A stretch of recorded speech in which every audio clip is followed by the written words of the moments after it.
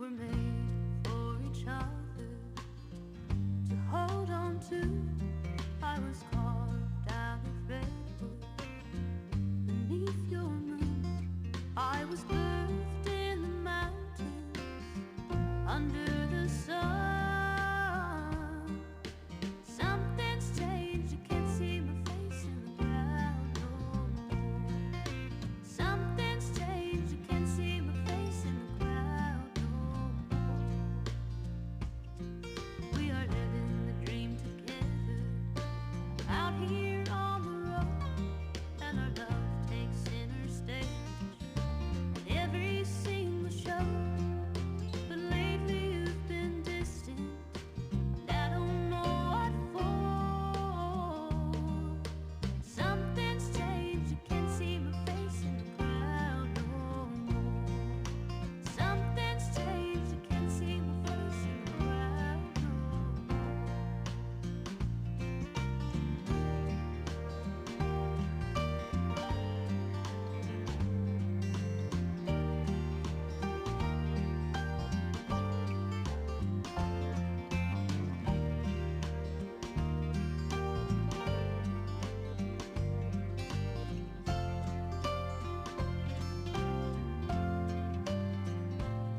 We were made for each other to hold on to. I was carved out of redwood beneath your moon. I was birthed in the mountain under the sun. Something's changed, you can't see my face in the crowd no more. Something's changed, you can't see my face in the crowd no more. Something's changed, you can't see my face in the crowd no more.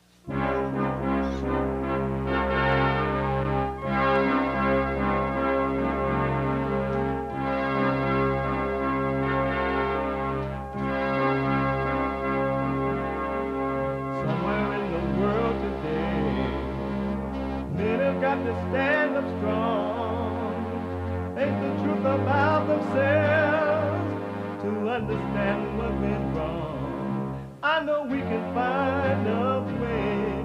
I know we can find a way. I know we can find a way to stand up, stand up, stand up.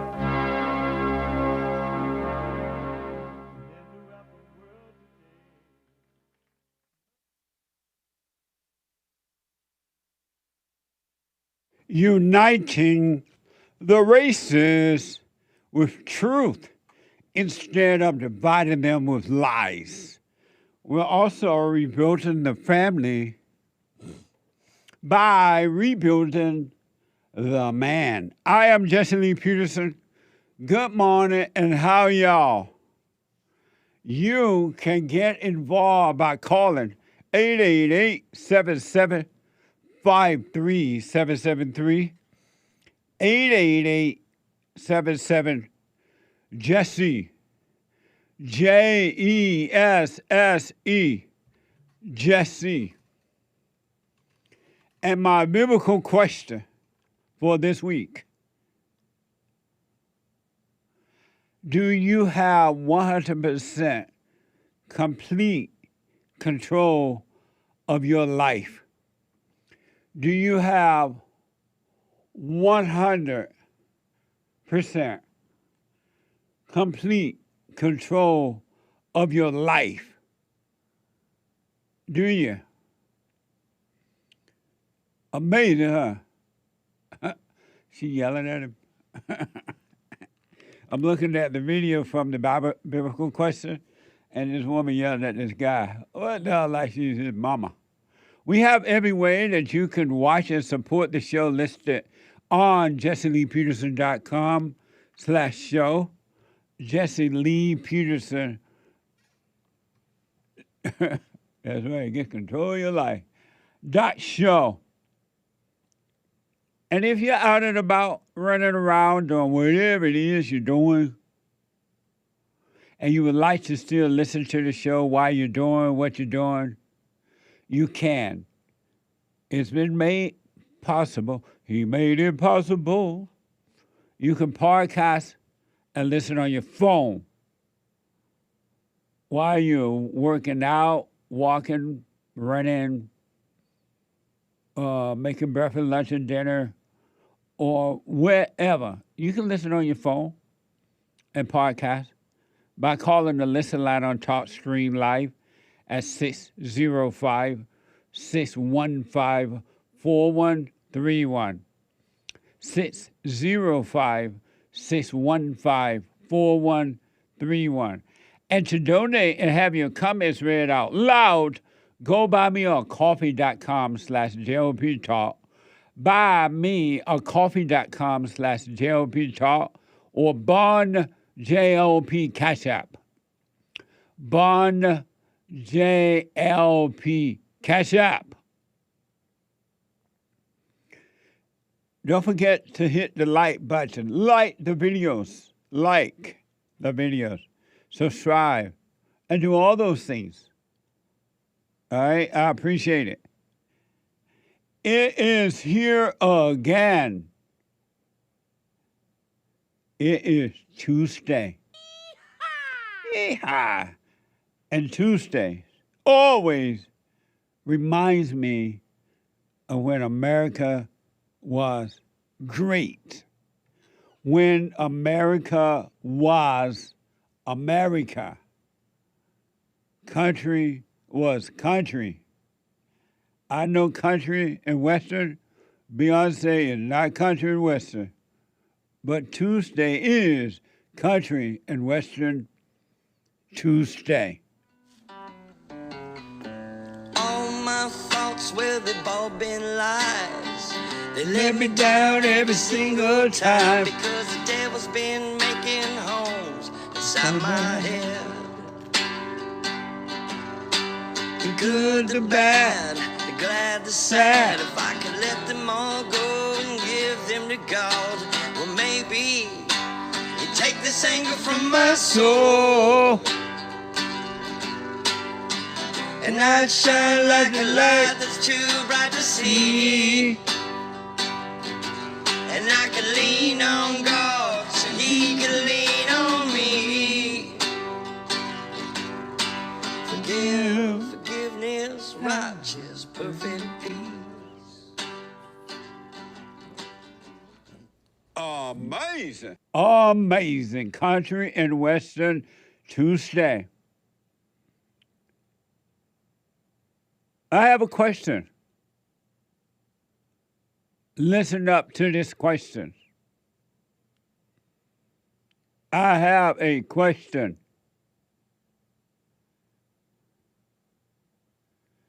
And I'll tell you why after I ask the question, why I have this question. I mean, know thyself. I have a question.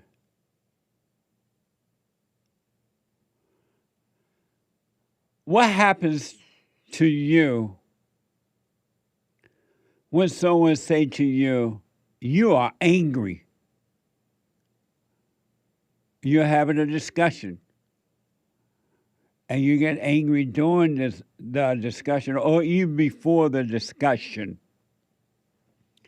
What happens to you when they say that to you? You are angry. When you accuse others of making you feel a certain way, making you feel bad, or making you feel good, or making you feel weak, or whatever. What happens when they say you're weak? What happens to you? What goes through you? How do you react when someone says you are angry? You're not listening to me, you say. And you say, well, I am listening to you. No, you're not. And then you say, well, you're mad. That's why you don't know that I'm listening to you. What happens to you when someone says you're angry? Or they say you don't have love? Or they say you're weak. Why are you being weak? What goes through you? I'm waiting. I'm allowing you a second to examine that. What goes through you when someone tells you you're angry? Oh, you don't know, huh? And the reason, why don't you know what's happening to you at all times? What's going through you? What's driving you? What emotions you're having? And why you're having them? Why don't you know that at all times? You were supposed to know that at all times. It's been made possible for you to know at every given moment, second, what's going on with you. I'm sorry? Oh, okay, I understand. You don't pay attention to you. Oh, I know. So you don't know what's going on through you. When someone says you're angry, you defend it. No, I'm not. Or you say, I have a right to be angry. Look how the world has treated me. It's been a hard life. I have a right to be angry, you say. What happens to you when people say nice things about you? What goes through you? I'm sorry? Oh, you feel good. And you think they're right about you because they said something nice about you. What now? One of the things that I believe is in the Bible, know thyself. And that's the last thing the average person would do is to know themselves. They will not work on themselves, even when the good teacher tells them to know yourself. Know thyself. Pay attention to yourself and see what's going through you, so that you can see that you're not in control of yourself at all. Not at all. And it may be your fault. Because you don't know yourself at all. And it may be your fault. You're never going to live a perfect life, you or I or anyone, until you truly, and you can, that's what's so crazy about this, you can get to know yourself. And as long as you have this psychological, emotional connection to the world, you will always be subject to the laws of the world and not subject to the laws of your heart. Not subject to the laws of the heart. In the beginning, there was the law, and the law was God, and the law was with God, and the law was made flesh in your heart. But you are psychologically and emotionally connected to the world, and all you want are new laws to make you feel safe, and they can't even pass enough laws to make you feel safe. Have you noticed that? Every day they pass a new law so that you can feel safe, or they can feel safe, and they don't feel safe. And so they come up with a new law and another law. The law of the land will never make you safe. It ain't going to happen. The law of the heart will, though. It really and truly will. Because when you follow the laws of the heart, you overcome the laws of the world. You're in it, but not of it. You live by a different standard. So what happens when someone says you're angry? You're just angry. Do you deny it, or do you justify it? I have a right to be angry. What do you do?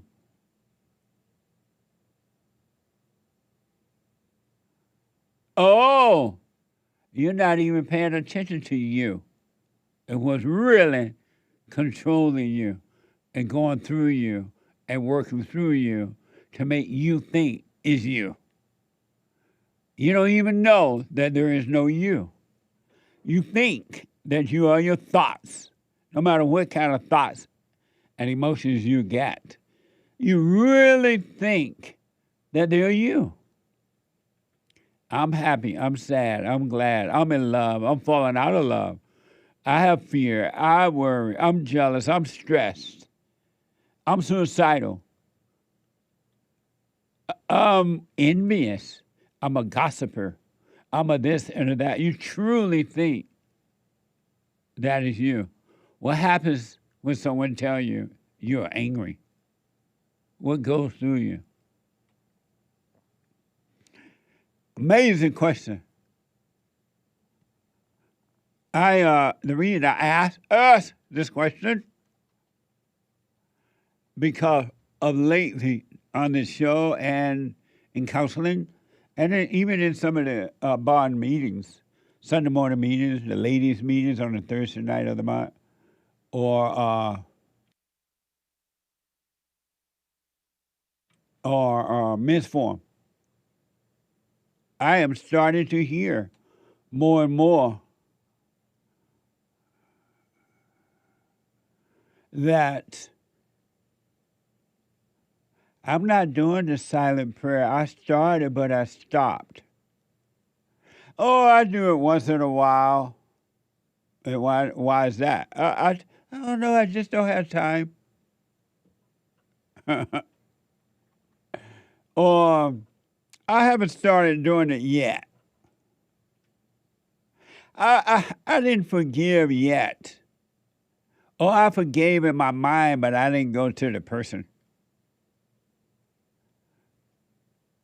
Oh, I started working on myself and then I stopped. Who do you think is influencing you to start working on you? You think you're telling yourself that? Who do you think is telling you, oh, I'm not going to the meeting today? I heard it all. I don't need to go to this Sunday or this Thursday night meeting. I heard it all. Who is saying that to you? Are you telling yourself that? Are you telling yourself that? Are you telling yourself, I have a right to be angry? Look how the world has treated me. It's been a hard life. People have treated me awful. In awful ways. I have a right to be angry. Who is saying that? I'm bringing the hell out.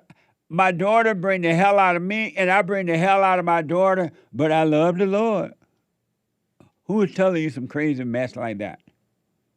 Are you saying that to yourself? I crawl on my knees all the way up to the Mother Mary's Church and crawl through the dog hole and go into Mother Mary Church, and now I feel safe. I'm saved and sanctified. Who's telling you that mess? Oh, you don't know. You don't pay attention to you, right? How will you overcome the psychological connection to the world if you don't hook up with the other world, the laws in your heart? How will it happen? And how will you become one with the law of the heart when you won't even stay present? You won't. I said to the people, hey, now that you've gone and forgiven, make sure you do the silent prayer morning and night. And then during the day now, practice knowing where you are and what you're doing at all times. At all times. You can be aware of you while you're even working. Meaning that you can be aware of what's going through your mind. And don't do anything about it. Don't fight with it. Don't stop working for it. Just watch it. Be aware of it. And the awareness, do nothing about it. Don't fight it. Don't, oh, I'm so tired of fighting. What are you fighting and who is fighting? I'm so tired. It's been so long. I'm just tired. Of what?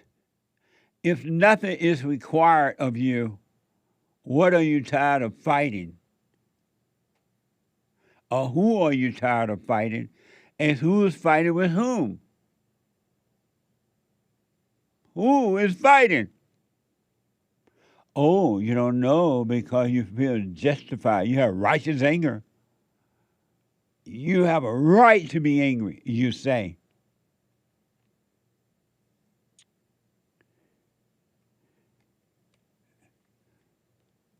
The reason you stop working on yourself, the deceiver tell you you don't need to anymore. You made it. Look at you. You didn't get mad today. It tells you. You're doing fine now. It tells you. And you believe it. And the moment you believe it, you fall back into the darkness, even deeper. And then you feel justified. Who is making you feel this way and working through you like this? Who is afraid to stand up for what is right? Is it you or something that made a home in you?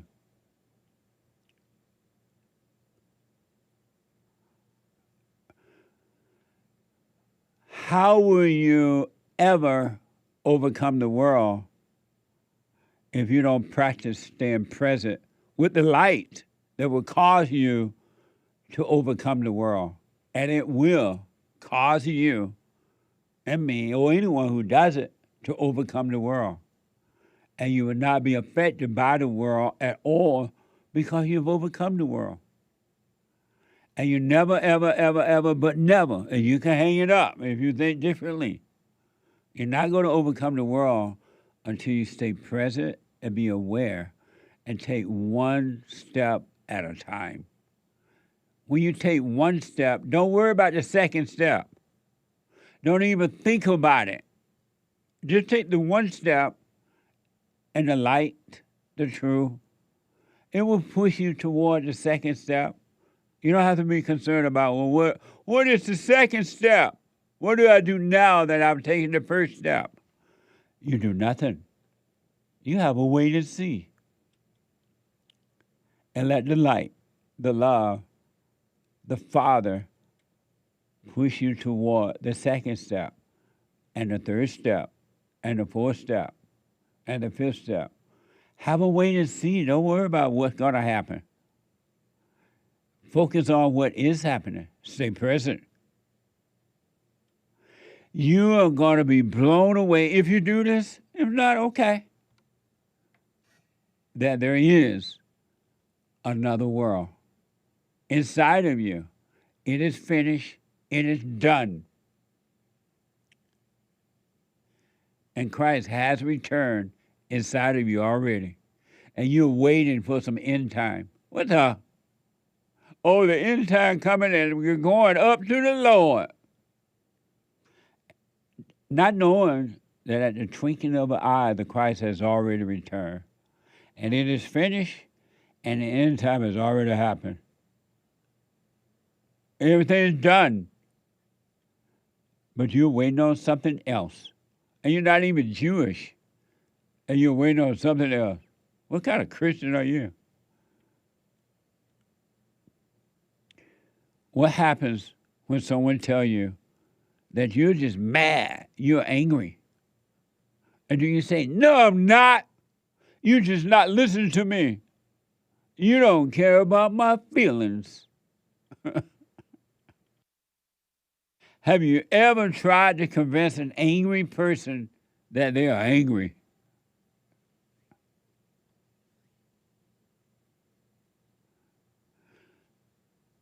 You don't know, but you can know there's no you.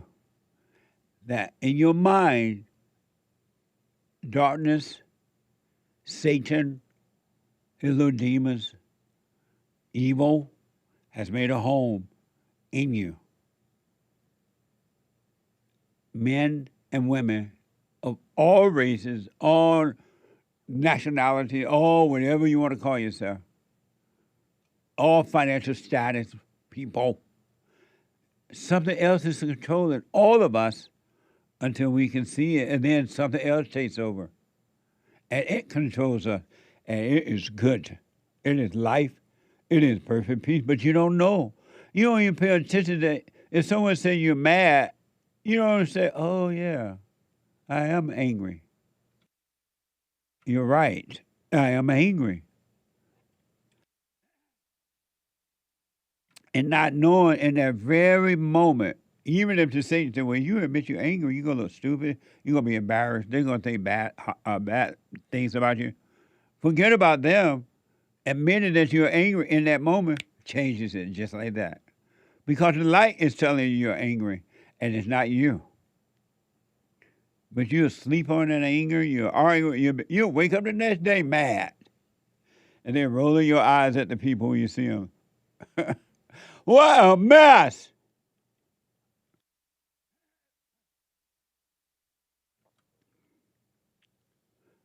Why don't you stay with it, and just stay with it? The way you're doing it is not working. You're very unhappy, uneased, have fear, have doubt, and jealousy. And you're plain old miserable. And the law of the land and the pat on the back from human beings is not going to change that at all. Hard physical labor is not going to change it. Being intellectually smart is not going to change it. You'll be a miserable person that has knowledge. Look at the religious people. The religious people claim Jesus, they claim God, and they claim this and that. But inwardly, they are as miserable as you are. Inwardly, nothing is changing. They speak with their tongue, but they lie in their hearts. They're mad. They're jealous. They turn on you. They're envious. They have no love. But they have the Bible. They have the Bible study classes. They write books. Oh, I forgot my cough button is working. Not working right now. No, it's fine. It's set up that way. Billy's working on something. Yeah, it's working. Yeah, huh? It's working. Oh, it is? Yeah, I think so. Oh, okay. You can't hear me coughing? No. But, nice. Billy had told me he may have to unplug it for a minute. But they write books. They read about Mary. They read about the other dead people, the disciples, and the fathers, and the prophets. And they know all about them, but yet inwardly, they do not have perfect peace. And Christ said, you say all these things about me. You claim that you know me. You read about me. You talk about me. You preach about me. You know about the saints. You know about all these things. But I say to you, get away from me. I don't even know you. What the? I don't know you. You don't have perfect love. You don't live with me. You living with the devil. You're into your thoughts and your emotions. And you call that God. Human beings are supposed to have emotions. We were created by God to have emotions. That's a lie.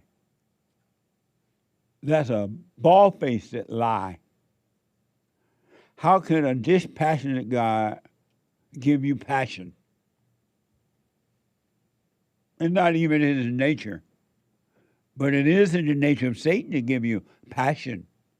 I have passion about life. I work hard. I am passionate in building my career. I'm going to be somebody come hell or high water, you say. And then in some cases you gain all those things, and then you cry at night because nothing changed. I'm going to follow the saints.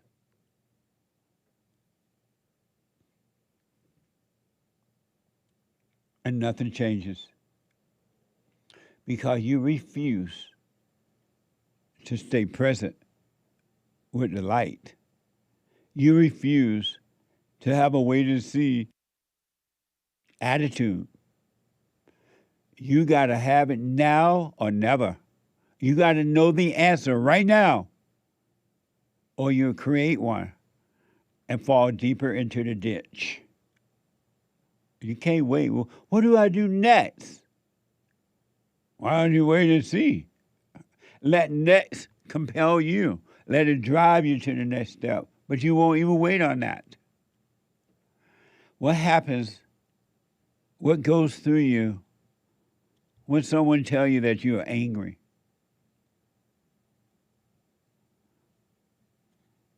What happens when some or something tell you you don't need to work on you anymore? You're there now. You got it. You didn't get mad that one time at that situation. You don't need to do the silent prayer anymore. The Spirit of Truth says, pray, be aware without ceasing. Somebody or something else tell you, oh, you don't have to do that. You can do it once in a while. I cannot believe it's 30 minutes already. What the? 888-7753-773. If you don't work on you, who will? If you don't know yourself, who will? Back in a moment.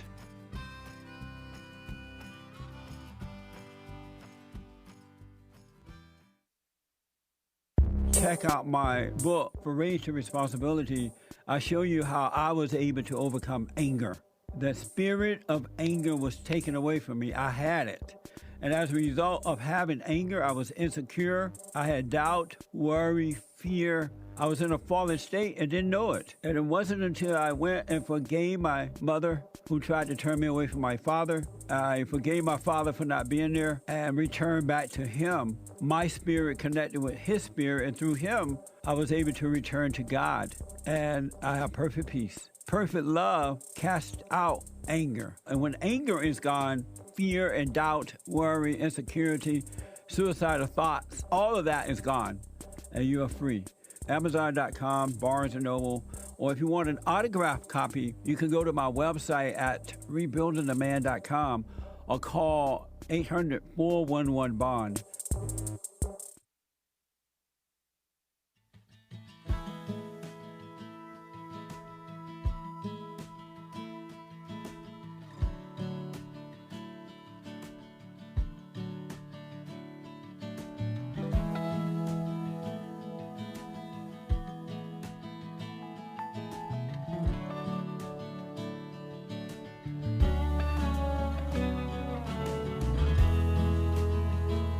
It's truly a spiritual battle, and it's all happening within you. It's happening in each individual, not outside of you, but in you, within you, and within other people. And then they try to put it up on you, and you try to put it up on them. Isn't that amazing? And what else is amazing, Jesse? The hate report is coming up at 9 a.m. today, every day. The Hake, H-A-K-E report.com. And he ain't afraid of no ghost. From 9 to 11. Are you doing your show today, Nick? Yes, sir. Okay. After the Hake report, the American Anchor Baby.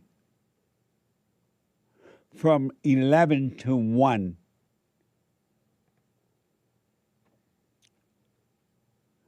And happy White History Month. July just feel white.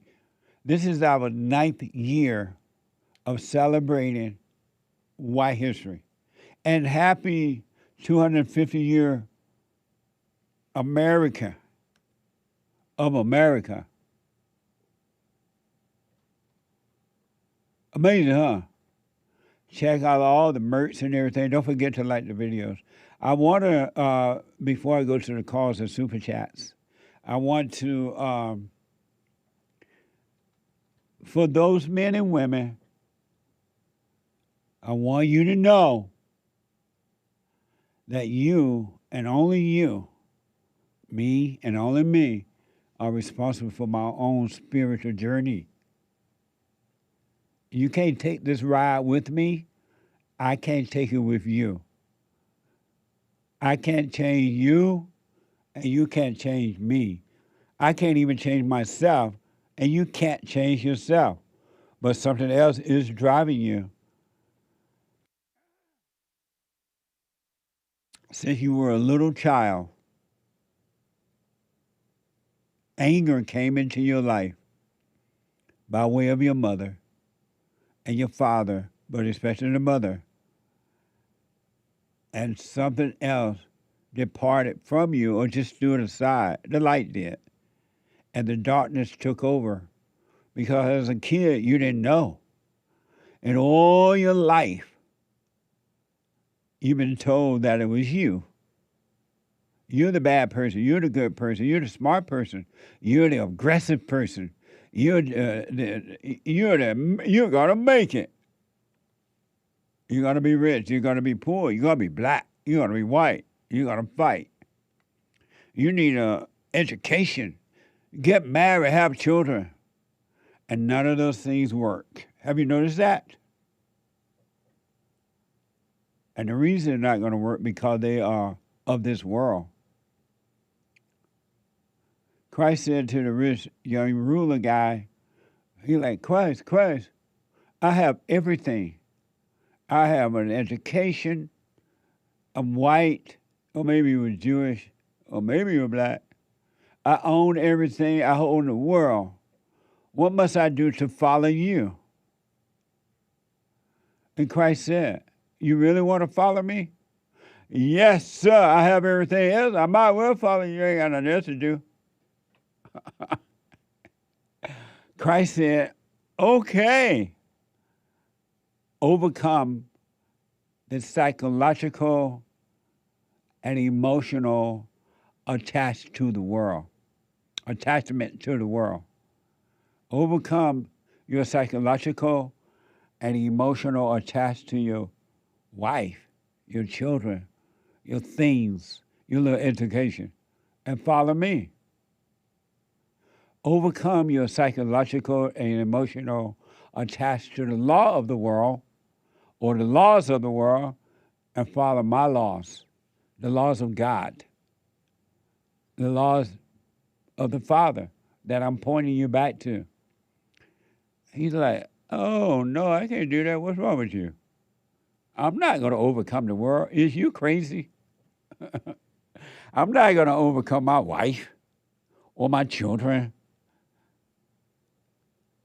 or my mansion on the hill or all the money I got up in this bank or the education that I got from Harvard.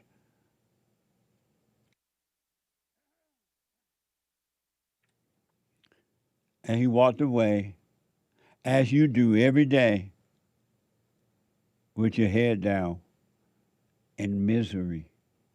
You have the whole world, and because you don't have love that comes from above, that's already in you, really, but you've turned away from it.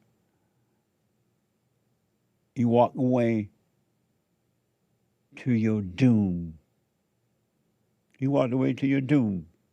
Or just as said to you at a meeting, you haven't found what you think you're looking for. You're still angry. And you reacted, overreacted, and you said, I'm not coming back to this meeting anymore. He told me I'm angry. I done done all that silent prayer, and he tell me I'm angry. I'm not going back to those meetings anymore. And you walk away to your doom. And the very source that told you that is rejoicing because he still owns you. And you think it's you. You think you said that to you. You think you brought on that reaction to you.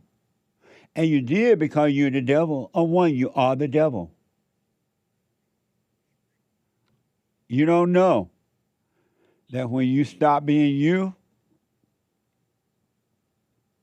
then the real you will appear. But who will I be if I don't fight back when you tell me I'm angry? Who will I be if I don't defend myself? I have righteous anger. You say, you've been lied to. There's no such thing as righteous anger.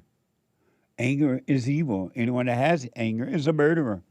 And anyone that has anger cannot be trusted. Have you ever tried to trust an angry person? What happens? They love you until they get angry. But you said you love me. Amazing. Your own mama love you until she get mad at you because you didn't call her right back. Or you didn't text her, you didn't email her, you didn't tell her, I'll pay for your vacation, come down here and live with me and drive me crazy. You don't love your mama. And then she turned on you.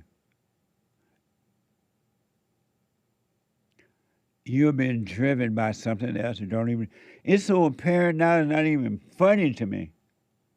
And I'm so grateful that the little light that I have, I can see. I didn't know this beforehand. I thought I had love because it wasn't emotion. And they had told me emotional love is love. No, it's not. That's hate. It's here and then it's gone and then it's here and then it's gone. Love never fails. Real love. Emotional love does because it's of the devil. Why don't you, for your sake, practice staying present? That's all you have to do, and everything will work on your behalf. all power and all authority will be given unto the man or the woman, the male or the female that stays present. Why do you think it's a sin to forget to be present, to pray? Why do you think that's a sin? You suffer, that's why. But no! What do you think that causes you to turn on your friends or laugh at others and wish others bad things? Because that's what's happening to you. That's why you're wishing for others. You rejoice in other people's misery because you're miserable. The Spirit of Truth says, hey, pray for them. They know not what they do. It's not them. But you rejoice because you're the darkness too. You're evil. And why do you think you even take one thought about what other people say or think about you? Because you're evil. You're miserable. You have not abandoned the psychological relationship with the world. You have not overcome. For those folks, let this, with ears to hear, listen to this and pay attention to you. You don't owe me anything. My eyes are always on me. Believe me. And I love it. And it's amazing. I have no anger toward anyone for any reason at all. So it's not my fault. It may be yours. What do you think happens when people go to a food festival? Just outdoors having fun, eat some different food from different countries or whatever. And the spirit of evil tells somebody else, according to the report, that shoot at that person. And if you kill or hurt others, it doesn't even matter. According to Time magazine, this happened. One suspect is in custody, and a second remained at large after a shooting at a food festival in Seattle on Sunday. And you know how white people love their first-class life? And going out on a Sunday afternoon or Saturday at a food festival or just being white and not thinking about shooting and carrying on. Now they got to be concerned about that. They're saying that there was a food festival on Sunday evening and it left 3 people dead. Did you ever think when you left home and going to a food festival that you're going to come back dead or wounded because somebody else decided to shoot? Even a 4-year-old. ABC News. This morning, police searching for answers after a mass shooting at a popular food festival in Seattle, not far from the iconic Space Needle. I'm being told that the suspect may have an automatic weapon. Suspect may have an automatic weapon. Rapid fire. Rapid fire. Gunfire erupting at the Seattle Center just after 6 p.m. local time. Machine gun just went off out of Seattle.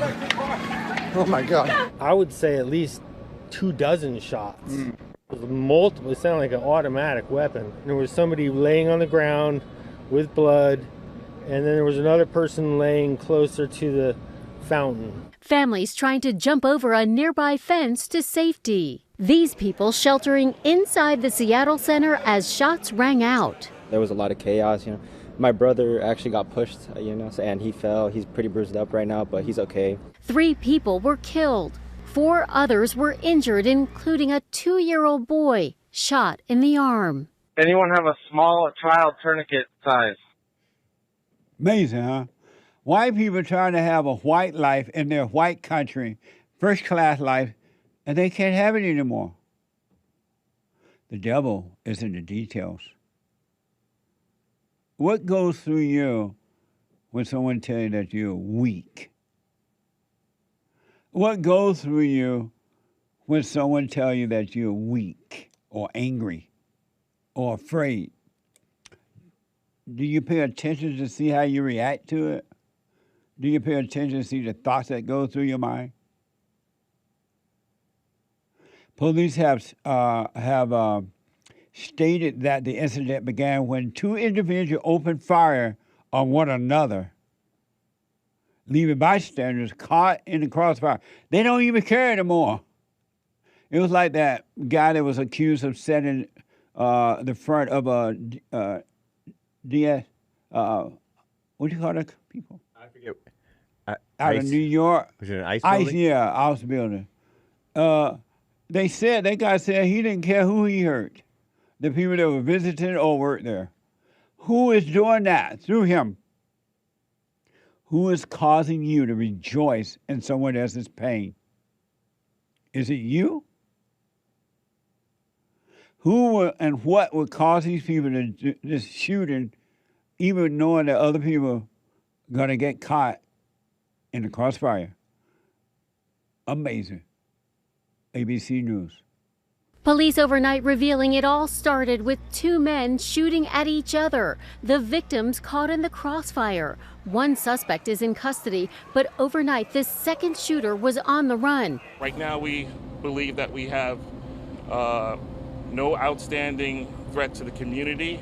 We do have one suspect that is being interviewed. We've recovered 2 guns. The Bite of Seattle Festival was expected to draw more than 300,000 people for a weekend of fun, food, and entertainment. Police overnight did not reveal the names of the suspects. The injured victims, including that 2-year-old, were described to be in stable condition. Amazing, huh?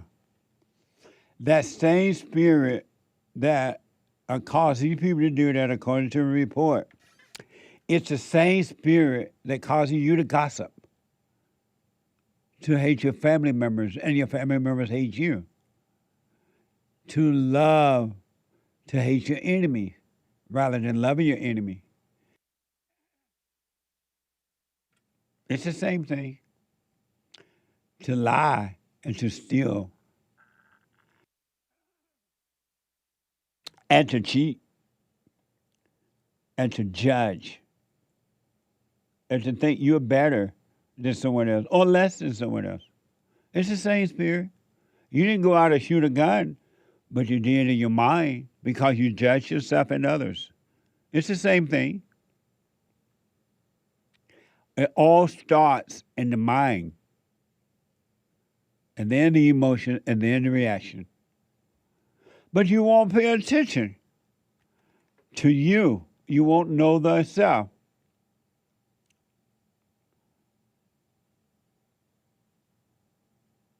Hey, I told this woman yesterday, I suggested to her, why don't you stop being weak? Do you go into a trance or something? I asked her, right? And because she really, really won't stand up for herself with love. What do you think went through her mind? Because she had no answers. You wouldn't even ask. What goes through people's mind? Have anyone ever told you you were angry and you paid attention to what went through your mind when they said it to you? I'm not sure. Maybe a little bit. A lot of times when you're in that trance, if you will. It is a trance, that's for sure. You're baffled. Yeah. You're baffled and you don't even, you do not see what they see, what everybody else sees, or what's plain. And so you feel like you're dizzy. Like it all happened so fast or something. Oh, because she just didn't have an answer for me. I'm like, answer me. But so I encourage her to really just pay attention to what's going through to you. And then the attention is the light that causes you to see, and the light will give you the strength. That's amazing, huh? Yep. Earl is out of Michigan. Earl, happy White History Month, Earl. Wasn't last month Black History? I'm sorry? Wasn't last month LGBT alphabet history? I don't understand the question. Just no, this is look July. Super chats. I'm sorry? Just skip and go to the super chats. All right. Thank you, Earl. Amazing. 888-77-JESSE. Let me go to Mike out of Houston. How come, what's wrong with him? Who is that? I think he's a fan of the show, and maybe he's a little dizzy himself. He called up to ask me about June, and this is July, and then he said, go to the super chat. I don't know. I want to understand, that's all. Perhaps what he tried at first didn't work, so he gave up too quickly and said, just go to the super chats rather than go to what he called in about. Earl, slow your roll, slow down. One step at a time. Let me go to Mike out of Houston. Mike, happy White History Month, Mike. Jesse, happy White History Month. Thank you. Look here. Mike, do you have a hard life? It's brutal. I work in the coal mine during the day and I pick cotton at night. So what now? I said I work in the coal mine during the daytime and I pick cotton at night. And what country are you calling from? Right here in Texas, man. Texas. So you work in a coal mine in Texas? The only one. Amazing. There's only. Okay. But now let's get serious for something here. Okay. What's going on? Are you on a speakerphone or something, Mike? Hold on, Mike. Derek, see if Mike on a speaker or something because he's not clear. Super. Super chats. On YouTube yesterday, Sergio asks, Ask! And I may have asked this, but I don't think I did. Are all memories also lies? Thank you, Jesse, Hake, Nick, and Derek. White thanks hands emoji. Yes, they are, because memories are things that has already happened, and it happened then, and it's not happening now. But when you're tempted to remember them, if you're not conscious of what's going on, it feels like it's happening now, and it's not. Amazing. Stay with us, stay with us, stay with us. When things happen back then in the past, quote unquote, it happened then. And the moment that past is gone, it's over. It doesn't exist anywhere else. But Satan reminds you of it. Thank you. Shiloh Hendricks was being robbed by an 8-year-old Somalian wearing a police ankle bracelet for a history of robbing, alleges Commander Kim.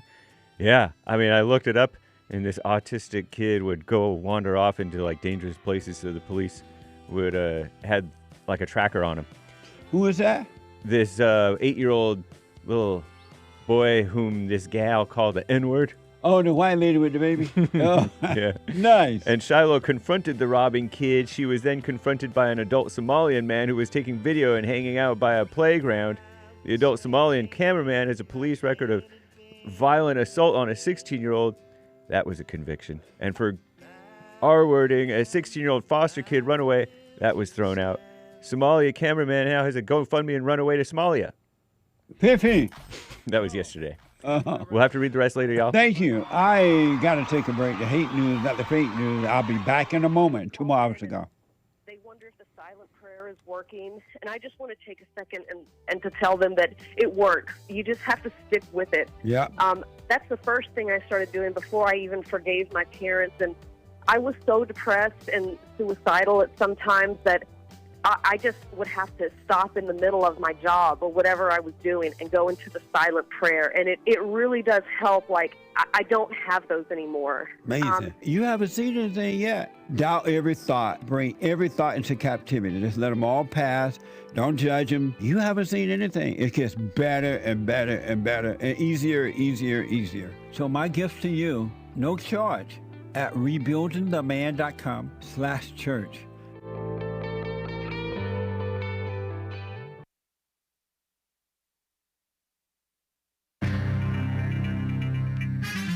Some serious mess going on in this here old world. Am I right or am I right?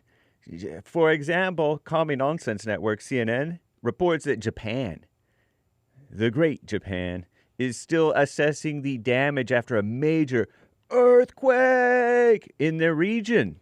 Struck its southern region, actually. Wow, I didn't know that. Injuring dozens of people and triggering evacuation orders and warnings about aftershocks.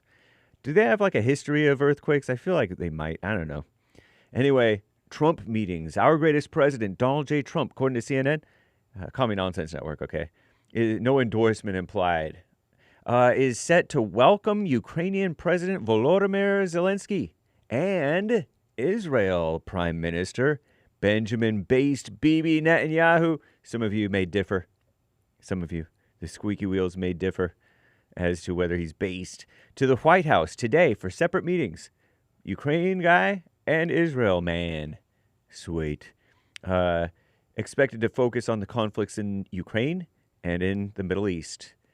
The Israeli leader will be trying to steady a relationship that has grown visibly strained, according to CNN, as the war with Iran drags on, and with Hezbollah over there in Lebanon. And mail-in voting. Our greatest president, Donald J. Trump, has asked the so-called Supreme Court to allow a sweeping executive order that would curtail voting by mail, setting up a major elections dispute as the High Court, at the High Court months before the midterms. We do want and need the elections to be totally on the up and up, with no one able to question them, at least not reasonably question them. And many people are questioning them whether reasonably or unreasonably, and that's not good. Europe wildfires. Your emergency crews are scrambling to contain a ferocious blazes in Spain and France. I told you about the wildfires in Europe, which I didn't even know they had those, where authorities warn wildfires could burn for months. France's Emmanuel Macron, said this is the quote-unquote most severe situation since World War II. Wow.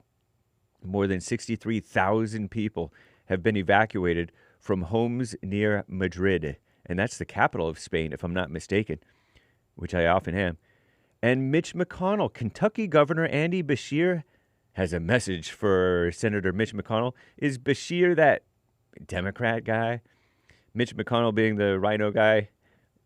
People compare his look. I won't say what they say he looks like, but he's like a little bit older. He's had these freezing episodes, but he has so far survived.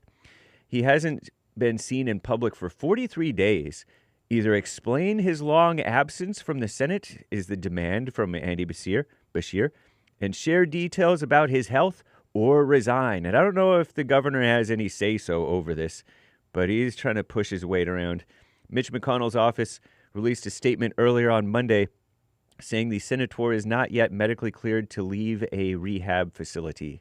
And that man, although many of us complain he's a rhino, he is a very experienced and skilled politician at doing what he wants to do.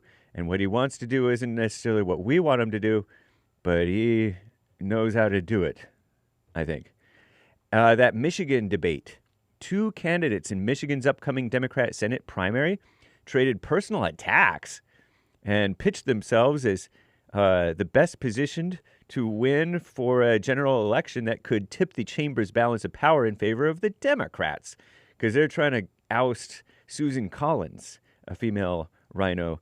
So go Susan Collins, unless one of these guys ends up somehow being better. But I can't imagine a male Democrat being better. There's a funeral upcoming for Lindsey Graham. President Trump is scheduled to honor the late senator at a funeral service this afternoon. All right? This is Tuesday, the 28th of July, 2026 AD. Happy White History Month. Lindsey Graham was one of my White History heroes. I didn't realize his greatness until after he was gone. Netanyahu and Zelensky are expected to attend as well. I'm James Hake. Now back to JLP. Hour 2.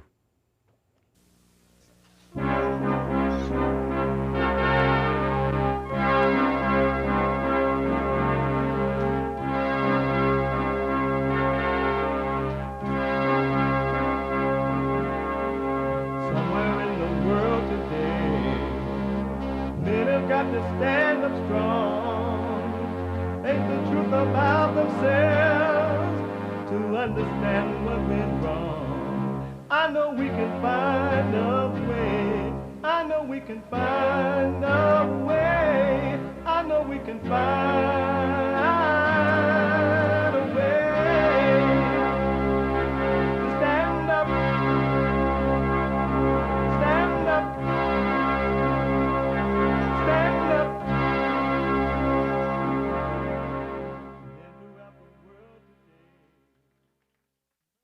Uniting the races with truth instead of dividing them with lies. We are also rebuilding the family by rebuilding the man. I am Jesse Lee Peterson. Good morning, and how y'all? You can get involved by calling 888-77-53773, 888-77-JESSE, Jesse, Jesse.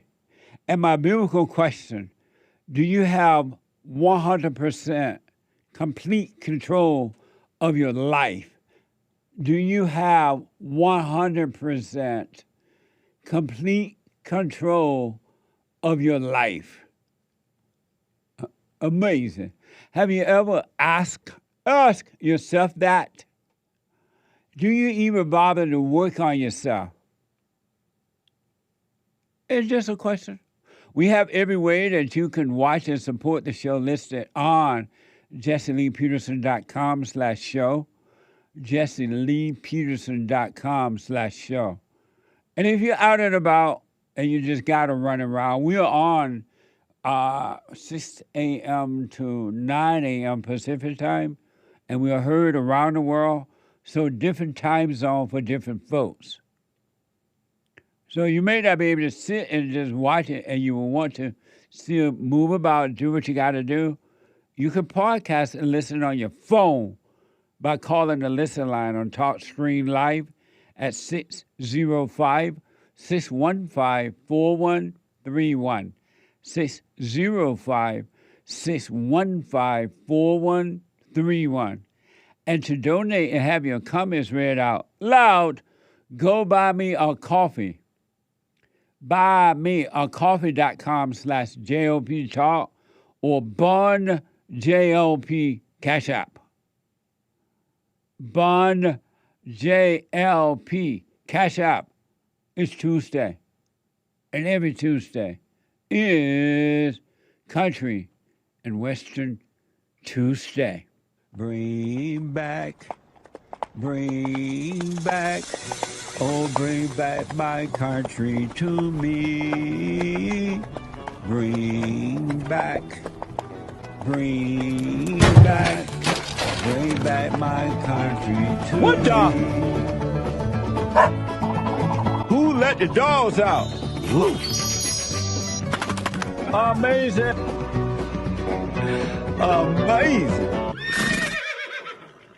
Who let the dogs out? Amazing. So I heard on the hate news, and I forgot Lindsey Graham had expired, but they're going to have his funeral, I guess, today, right? Yeah, apparently this afternoon, Trump is going to say some words. In Washington, D.C.? Yes. Oh, okay. May his soul rest in peace. Lindsey Graham. Amazing. A battle between good and evil. I want to give you a quick example, another example of evil. Derek is telling me, about producer, that Netanyahu planned to travel to New York City this September to attend and speak at the United Nations General Assembly. That's from Bloomberg. Why are you telling me that now?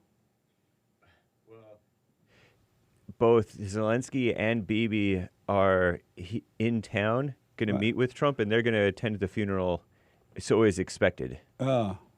And I don't know if maybe he added some extra info that was a little unrelated. I know. He had told me earlier that Netanyahu was going to, he said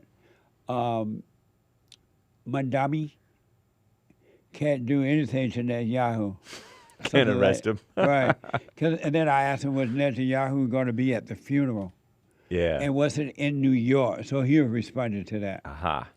Telling me that according to Bloomberg, Netanyahu will be in New York this September. We're going to see what Mamdani going to do. Try it. I know. Try it, Zohran. Amazing. I want to show you some more examples of what evil look like. And these are like outer, really big example, but evil is anyone who judge, anyone who hate their fellow man, anyone who hate themselves, anyone who get lonely, anyone who are stressed, anyone who jealousy, envy, strife. You're evil. Anyone who has fear, evil. So it could be anything, but these are people who have decided to express evil in an outer way so the world can see evil at work. A protest erupted in Madison after police shooting of a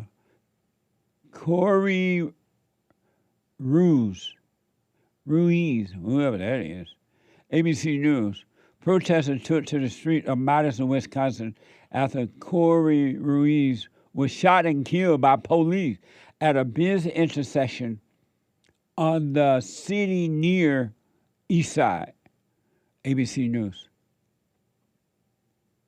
This morning, Madison, Wisconsin is a city on edge. Police there shot and killed a 38-year-old father, and this morning his family is demanding that officer be charged. And we warn you, what you're about to see may be disturbing to watch.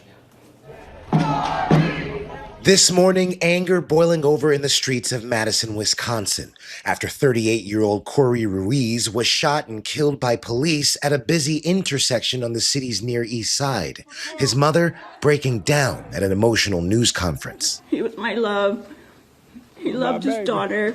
He loved his family. He did not deserve to be taken out like that. They took my baby from me. Police say it started Wednesday afternoon with a call about a man allegedly checking the doors of parked cars. Officers spotted him, but police say he took off on a bike. They caught up with him roughly a half hour later. ABC News compiled the available video to break down what happened next. Here, Ruiz coming off that bike as 4 officers tried to arrest him. Police say he pulled a fixed blade knife. Officers try a stun gun. Police say it didn't work. The struggle continues, Ruiz ending up on the ground on his side, then 3 shots. He died at the hospital. Police say the officer who fired was injured by that knife. None of the officers were wearing body cameras. The department doesn't require its officers to use them. I wonder if this lady saw this video. I don't know how true this is. It's just a video. I don't know. But her baby appeared to be fighting with the officer. Why her baby didn't, hey, hands up, okay, I didn't do anything, but okay, I'll wait. How come her baby, if it's true, fought against the police? And what about her baby?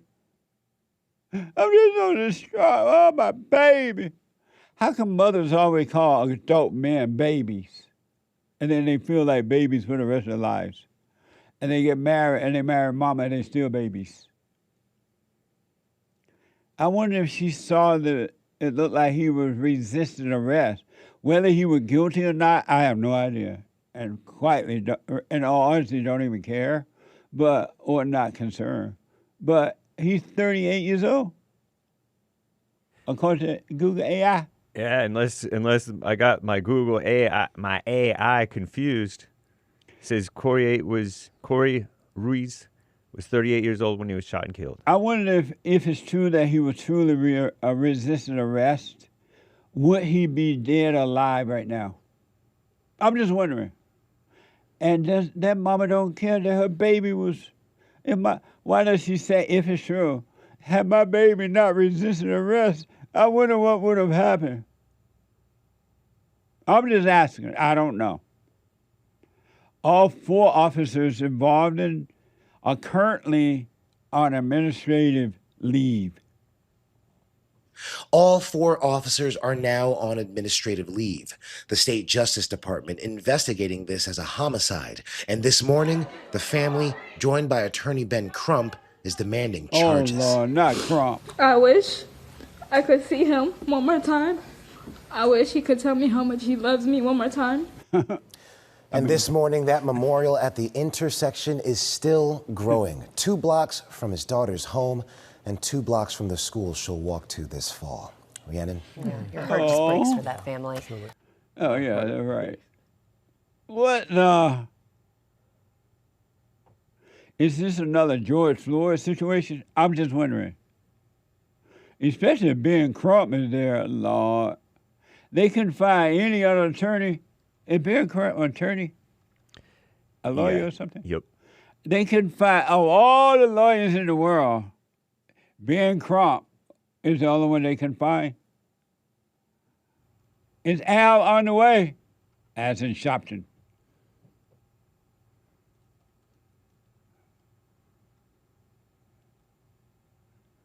What a mess. Hell on earth. Earth is not heaven. And man is not God. And these people out there protesting, they can care 2 cents about the man that's dead. This is all thrills, and a lot of those people are being paid. Ford Fisher on X is reporting protesters demanding. I wouldn't even be a police officer in America at this point. I just wouldn't do it. Unless I was a liberal officer and I know I wasn't going to do anything anyway. Just stand and look at the criminal run or wait around the corner till the criminal to get out of the way and then go around and pretend I'm going to do something. I wouldn't be a police in this country, especially white officers. Ford Fisher on Essex reported protesters demanding the arrest of the officer who shot Corey Cruz. Whatever his name. Ruiz. What? Ruiz. Well, this is from NS2 report.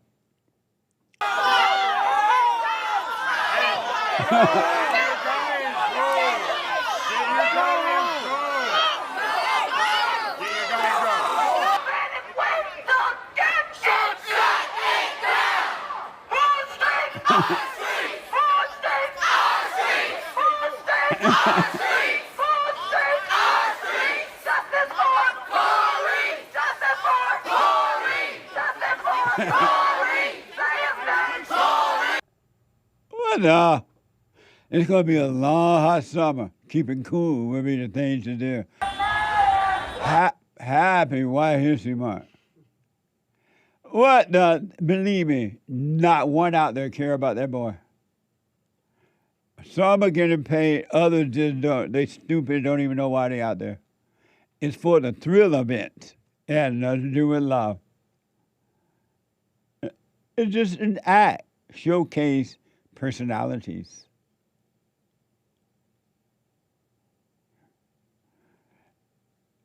I wouldn't be surprised if they start chanting Black Lives Matter.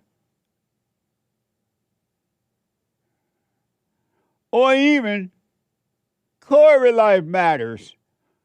Let me chat with Mercedes News, Mercados, and I would not be. I have to wait and see. I could be wrong though.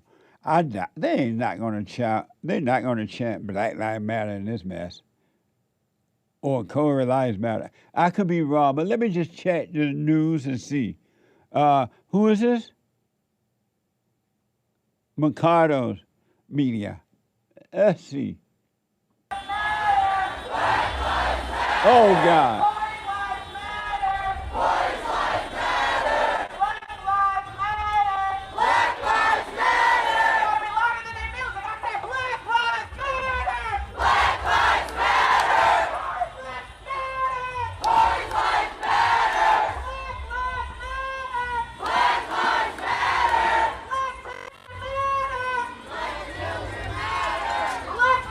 That's MAGA in my chat right now. It's going through it right now.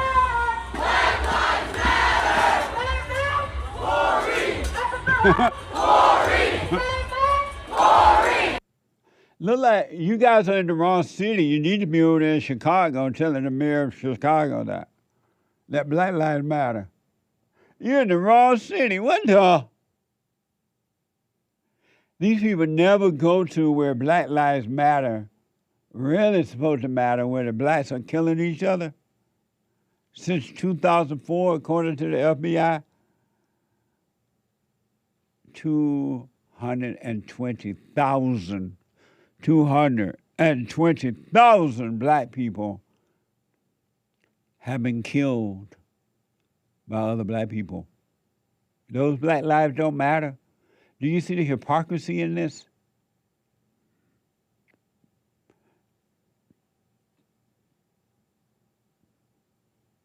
Do you see the hypocrisy in this? How can black lives only matter when the police involved or white people involved? You don't love all the black people. This is evil. These people are evil. This is not about love. It is not love at all. Human beings don't love one another.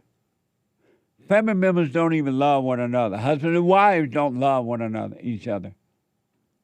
They hate. That's why they fight. That's why they try to make relationships work, and they don't, because you can't make things work. It either works naturally or it's not going to work. If it doesn't work on its own without your help, it ain't going to work. One last thing about this whole mess in Wisconsin. Protesters surrounded a woman's vehicle in Madison, and she is begging, let me go, let me go. I live over here, y'all let me go. Freedom News TV is reporting this. She was trying to get home. I wanted to join the protest. He wouldn't let me through. I kept saying, I want to go home so I can park. And I want to be part of this. I have 2 children. They need to know that what happened was wrong. Why did he call you the C? Why did he call you the C word? Because I wanted to get through and he wouldn't let me. I had a whole block. There's no reason why I couldn't have gone through. Gone home, parked my car a block from that intersection and joined in. I just wanted to get to my house. That is it. We all just want to do something in this world. And some people just want to leave. I didn't want to leave. What happened is wrong. Sorry, I know. Scared of. The only reason I am screaming in your face is because you're out of your car. Get your back in your motherfucking car, and I will go away. Sorry for the inconvenience. You're fucking screaming at the wrong people. All I said is don't fucking scream in my sister's face with a. Well, I'ma do it. I'm out here protesting. It's all for the thrill of it, baby. It doesn't matter. That white woman told me, I want to get home and then I'll join in with them. They call her a C word, a Caucasian. No, she called somebody I don't know. A C word. I know, but I don't want to say. Is that Caucasian? I'll just see you next Tuesday. Huh? Don't say that. Okay, you say that? My bad. I thought that was clean. She called her. She called somebody. The white lady did. Yeah, the white lady called somebody. A black Get person. out of the way. Oh, she called a black person a Caucasian? Yes. Oh. I'm just gonna say yes to whatever ridiculous thing, ridiculous innocent thing that you're pretending that she said. I want to get home and I park my car because I want to join them. Lady, stop it. And they don't even care. They don't even care. It's all the thrill of it. And especially up there all blonde and white, and you want to go home. Baby, it's time to go home. Come home. I spent a lot of evil. Heaven is not earth, and man is not God. It reminds me of, I'm guilty of all that protesting and stuff. We used to do the same thing. What do we want? Justice. When do we want it? Now. When we were trying to get the government to stop the illegals from coming into California in the 90s. We were trying to get the government to stop the illegal. Nothing changed. It got worse. That was a waste of time and protest.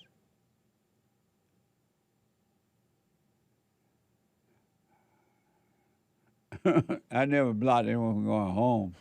Not that I remember. I may have, but I don't remember.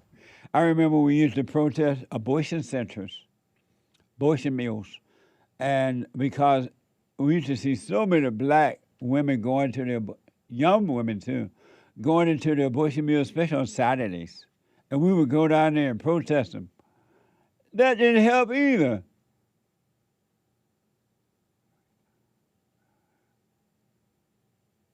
What are you saying, hey? I don't recall. What? Is a good answer. I don't recall. If I tried to block people getting in their home, Yeah. I don't recall. But it was a waste of time. Lay your weapon down. Turn the ship around and bring the boys home. It's not going to change. Nothing going to get better. Abortion is still out of control, or even worse. Illegals have jammed into our country, even more so. Barbara Cole is gone, and she fought with us. Isola Foster is gone. Terry Anderson is gone. And other men and women who we were all part of the protest, they're gone, and things only got worse. I remember we fought to get a bill that says a marriage between a man and a woman only. And the bill passed. That bill never went into effect. Why don't you lay your weapon down and overcome the world? Psychologically and emotional. Why?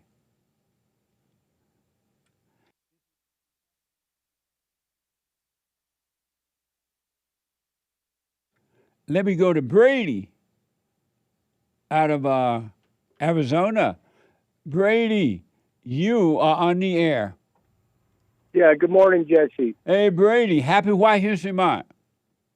Same to you, brother. Thank you. Hey, I've been listening. I mean, you start your shows up, it sounds like in the mornings when you do all the recaps of what's happened overnight, it sounds like that cop show. It's like all the shootings, and then you got the people chanting in the background. It reminds me of the good old days of living in the inner city. I love it. What you gonna do?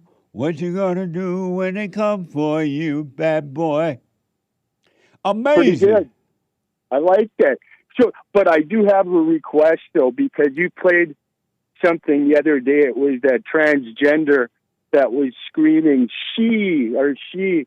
I haven't laughed that hard in the last probably couple of years. I think that is the funniest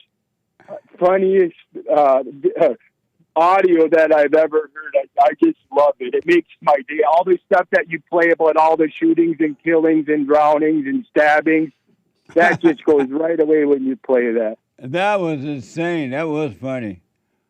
Amazing. But again, coming to the White House today, you got Bibi and Zelensky, and every time they come to the White House, it has something to do with bombings. But I'm hoping this time, when Trump gets a chance, he instead of giving them more shekels, he puts the shackles on both those ones. Maybe even when they're attending, all the people attending Lindsey Graham's funeral, they can just make a whole ICE can swoop down and arrest the whole group that's attending. because that's what's needed. And why is that? Because they're all war criminals, Jesse. And every single one of them. They got 1 million dead Palestinians because of Bibi, and you got a million dead. They have 1 million dead what?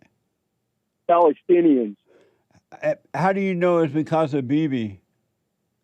Because he's the leader of Israel. Is Trump a war criminal too? Yeah, because he's giving Israel the weapons. Is Trump a war criminal? Yeah, by proxy he is. He's giving them the weapons. Should he be arrested too?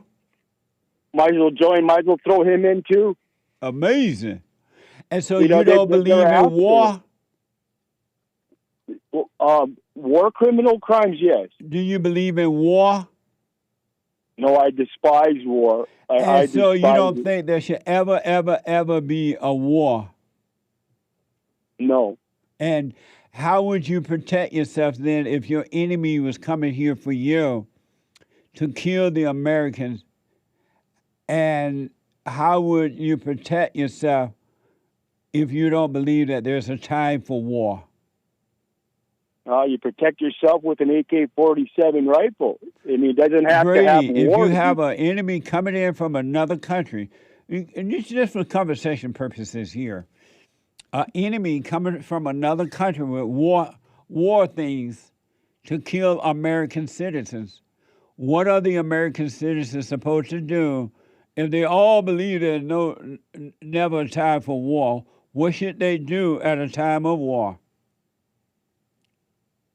Well, you got to protect your family. It says in the Bible. What should they do in the time of war if they're being invaded by enemies from a foreign land? You take up arms.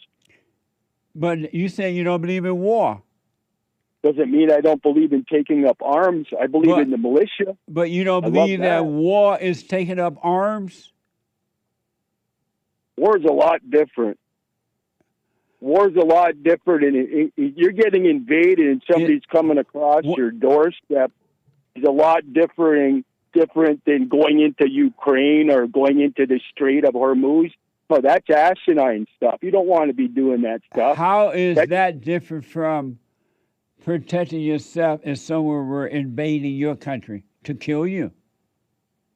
Because the wars that are going on today are all about religion. How is that different from protecting yourself if someone was trying to kill you? One's for the government. When they're trying to come into your country, do our government have a responsibility to protect us from foreign and home invasions? Well, that's the number one thing about domestic and foreign invasion. Invasion. Does our government have a right to go to war and protect us from that? Yeah, but not something 6,000 miles away. Stay with me first. Does our government have a right to protect us from foreign invasions or even domestic invasions?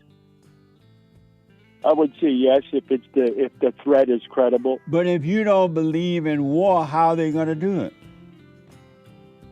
I don't believe in war necessarily. I don't want it to happen, but if you don't believe in war, how will they protect us without going to war? That's what you form a militia or a posse. No.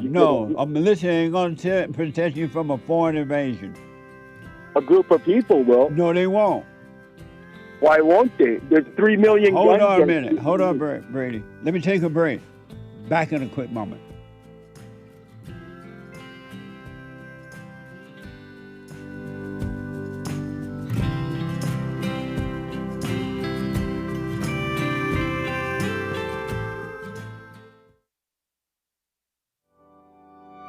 Hey, Jess, I just wanted to call you and give an update on my life. Okay. I recently got a job as a maintenance manager. 3 weeks in, now the GM of that park. I'm doing, the silent prayers, always keeping present. There's no way that I would have been ready for this position even 6 months ago if it wasn't for counseling with you one-on-one and my relationship with the Father. You have changed my life dramatically, brother, and I love you for it. And my wife loves you. We love all your crew. You guys are doing amazing work, and I just wanted to give you that update. Well, right on. Congratulations. And again, you just take it one moment at a time, one day at a time, and let things unfold, and they will. And do not take anything personal from anyone. Don't get angry, resentful, or anything like that, and you'll be fine no matter what.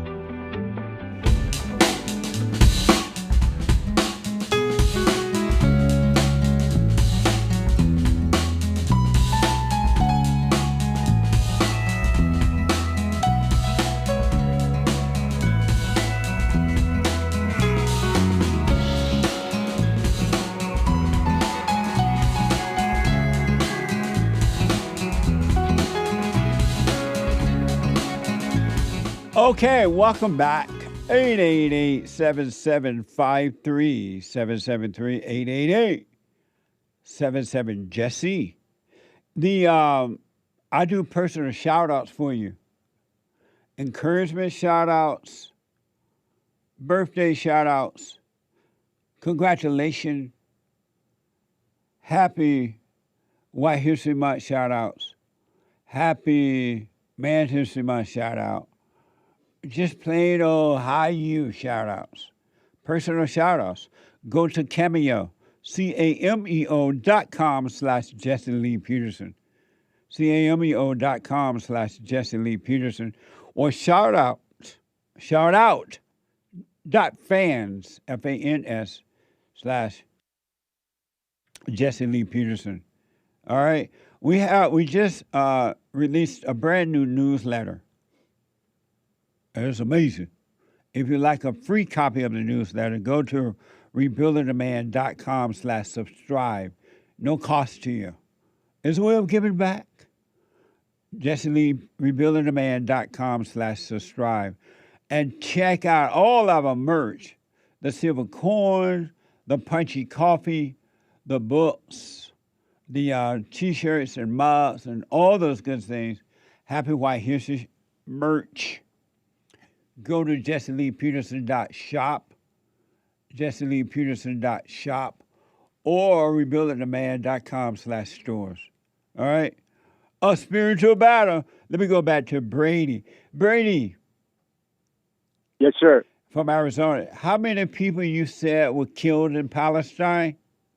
About 1 million dead and injured. And, and why do you say that? Because that's what the facts are, Jack. And where you get those facts from? Nowhere in this country, but that's the true number, just like in Ukraine. Where did you get those facts from?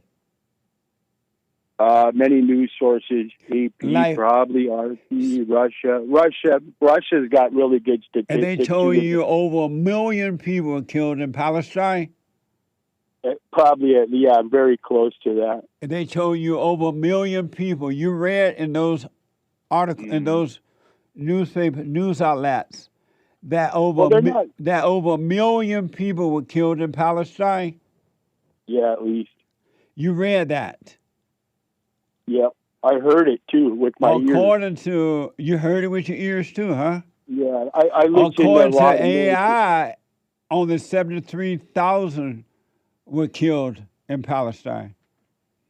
Google and PBS says that the reported Palestine death toll has surpassed 73,000 with over 173,000 wounded, according to tracking data from Gaza Health Ministry.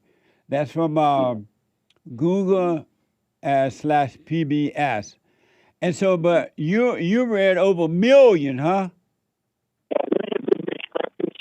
I can't understand your thing going whack. As you said, there's a big. Is it possible you have not read or heard that anywhere?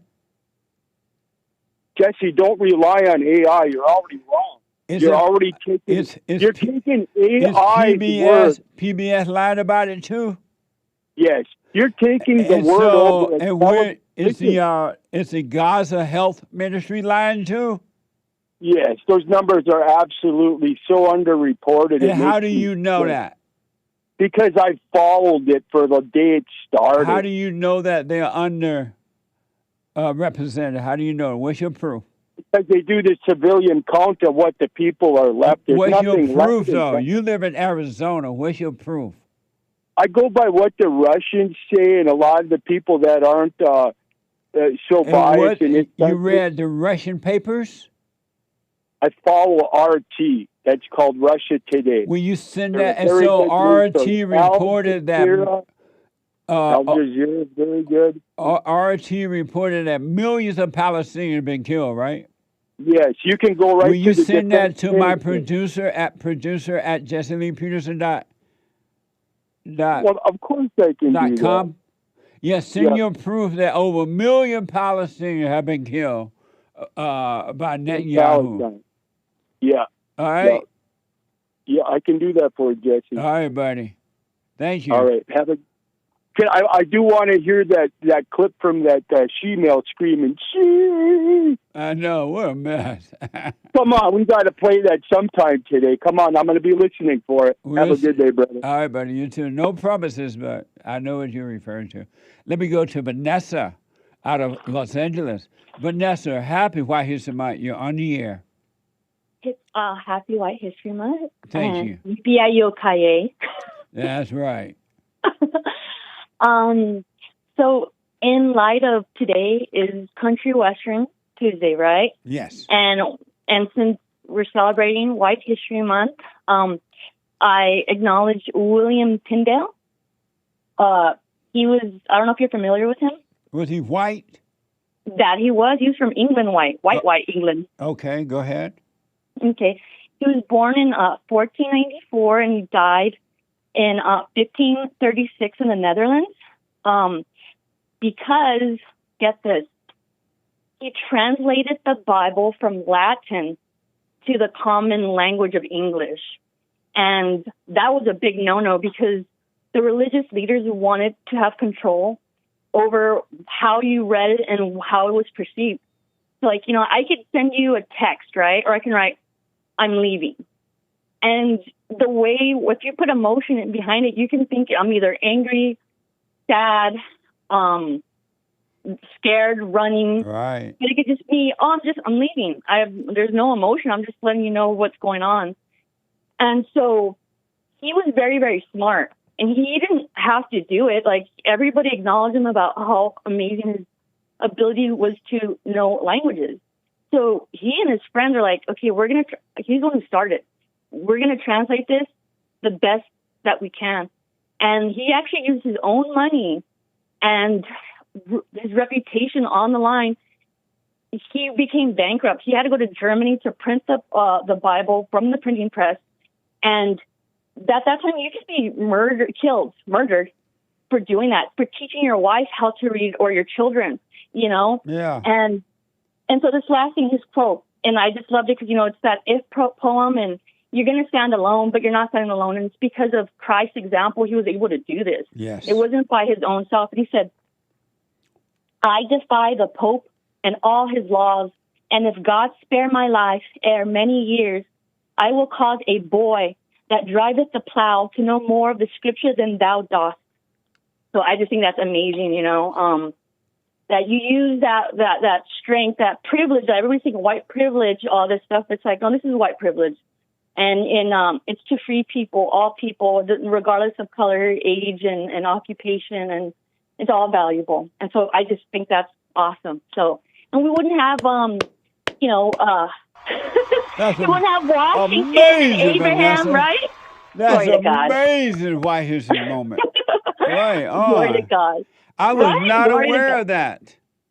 Right? I know. And they don't want us to be, because it's like all those sacrifices are made. They don't want us to read the Bible. That's history. That's like, you know, the young man ahead of me, you know, he's like, well, how can you trust? Well, what are you going to be trusted in, you know? And yeah, glory to God. Amazing White History moment. Right? Vanessa, I have a quick question because of time, but I have a quick question. Yes. We, in our fellowship last Sunday, I asked the question, is life hard? Mm-hmm. Is your life hard? Is your life hard? No. And why not? Because there's no expectations, and it's not my life, so there's nothing I have to control, and it's just God's life, and it's his, and it's all his. So it's like, okay, so That's I'm not going to tell amazing. you what to do with your part. Yeah. Love you. Amazing. God said his ways are easy, his burdens are light. And so if life is hard for those folks who believe that life is hard, it's only because they're separated from life and they're living in the darkness, and that's why things are hard. Glory to God. Yeah, you can't make shadows if you have a lot of light, you can't make shadows, and I'm not going to run from shadows, so, and evil tries to pretend it's relentless, but God is, you can't stop him, and he's love. Evil has no authority, no power, no nothing. It's been defeated. That's right. Vanessa, thank you. Amazing White History Month. I appreciate it. Likewise. Have a glorious day, everyone. You too. Amazing. Thank you. Bye. Bye now. You're welcome. Bye. Oh, amazing. Let me go to Wisconsin and talk to Brandon, our first-time caller. Brandon, happy White History Month. Jesse Lee, thank you very much for taking my call. Happy White History Month. Amazing. Thank you. I was just listening to the Fallen Wisconsin. Repeat that. Your phone went out for a minute there. What did you say? I was just listening to that Fallen State episode with the veterans rep from Wisconsin. Oh, yeah. I was so entertained. Thank you so much for that. It's unbelievable. Y'all check that out, the fallenstate.tv. It was an amazing discussion. Amazing. I'm about a mile from downtown Wisconsin, where they're trying to turn it into another 2020. What a mess. Oh, you see all that mess going on, huh? Yeah, I see all the mess going on down here. It's ridiculous. And the level of cowardice from the police department and the locals, and I think it was reflected a bit in the Fallen State episode with just the suicidal empathy of the people of the Wisconsin area, allowing this to happen to such a beautiful state. It's incredible. But the police officers' hands may be tired because their bosses or the people that's over them won't allow them to do their job in some cases. Yeah, I'm referring to the police chief. He's given a press conference, and some guy walks in, completely shuts down the press conference with a bullhorn, takes the microphone from the police chief's hand. Whoa. And, no one stops the guy. No one does anything. It was a complete coward move by the police chief who's allowing this. They could clean up that in a few minutes. It's a mess. They're shutting down many summer activities, and it's just a mess what's going on there. That's why these people do this, because they know now that they can get away with it, that the police are not going to stop them and nobody's going to stop them. So that's why Brandon, it's just going to get worse, because these people are not following the laws of the heart, and they definitely are not following the laws of the land, so there's nothing to stop them. 100%. Wisconsin's such a beautiful state, in White History Month, founded by white Europeans. It's a very beautiful place. And so many of their cities, Milwaukee, and, we had the incident in 2020 in Kenosha. It's just horrible what's taking place in this beautiful state here. And it's crazy, too, because some of those people are getting paid to run those rallies, and the other people behind them have no idea. They don't care, but it's all to get rid of Donald Trump. They want Trump out of there, and as much misery as they can cause, they think that come November, they're going to hurt Trump in some kind of a way. It's all about that. Absolutely, Jesse. Well, look, I've been to your church and the men's forum. This is the first time calling. I just wanted to reach out and give it a call this morning. Thank you very much. I love the show. Thank you, man, and happy White History Month. Happy White History Month, Jesse. Thank you. Bye-bye. Amazing. White countries are being taken over, all for perceived power and wealth. Stephen is our first-time caller out of Las Vegas. Stephen, happy White History Month. You are on the air. Happy White History Month. Thank you, Jesse. It's an honor and a pleasure. Thank you. I just, as you as essentially the person who allowed white people to finally stand up and have a White History Month, I just wanted to hear for, maybe a minute or so your reasons for being appreciative for white people and, just the same stuff that we hear during Black History Month and Hispanic History Month and all the other history months, like, why are you appreciative for white people? Because I was born in America in sweet home Alabama, and all my life I just had without even thinking about or even wondering why, I was just glad to be born in Alabama. And when I was growing up, black people, my grandparents and other people did not hate America. They never taught us to hate the country. They said that our battle is spiritual, treat everyone the way you would like to be treated, and you'll be fine. And then there's good and evil in all. And also, they taught me to work from day one. And they said, well, if you work, you'll be able to have food on your table. You will have a roof over your head, and no one can stop you.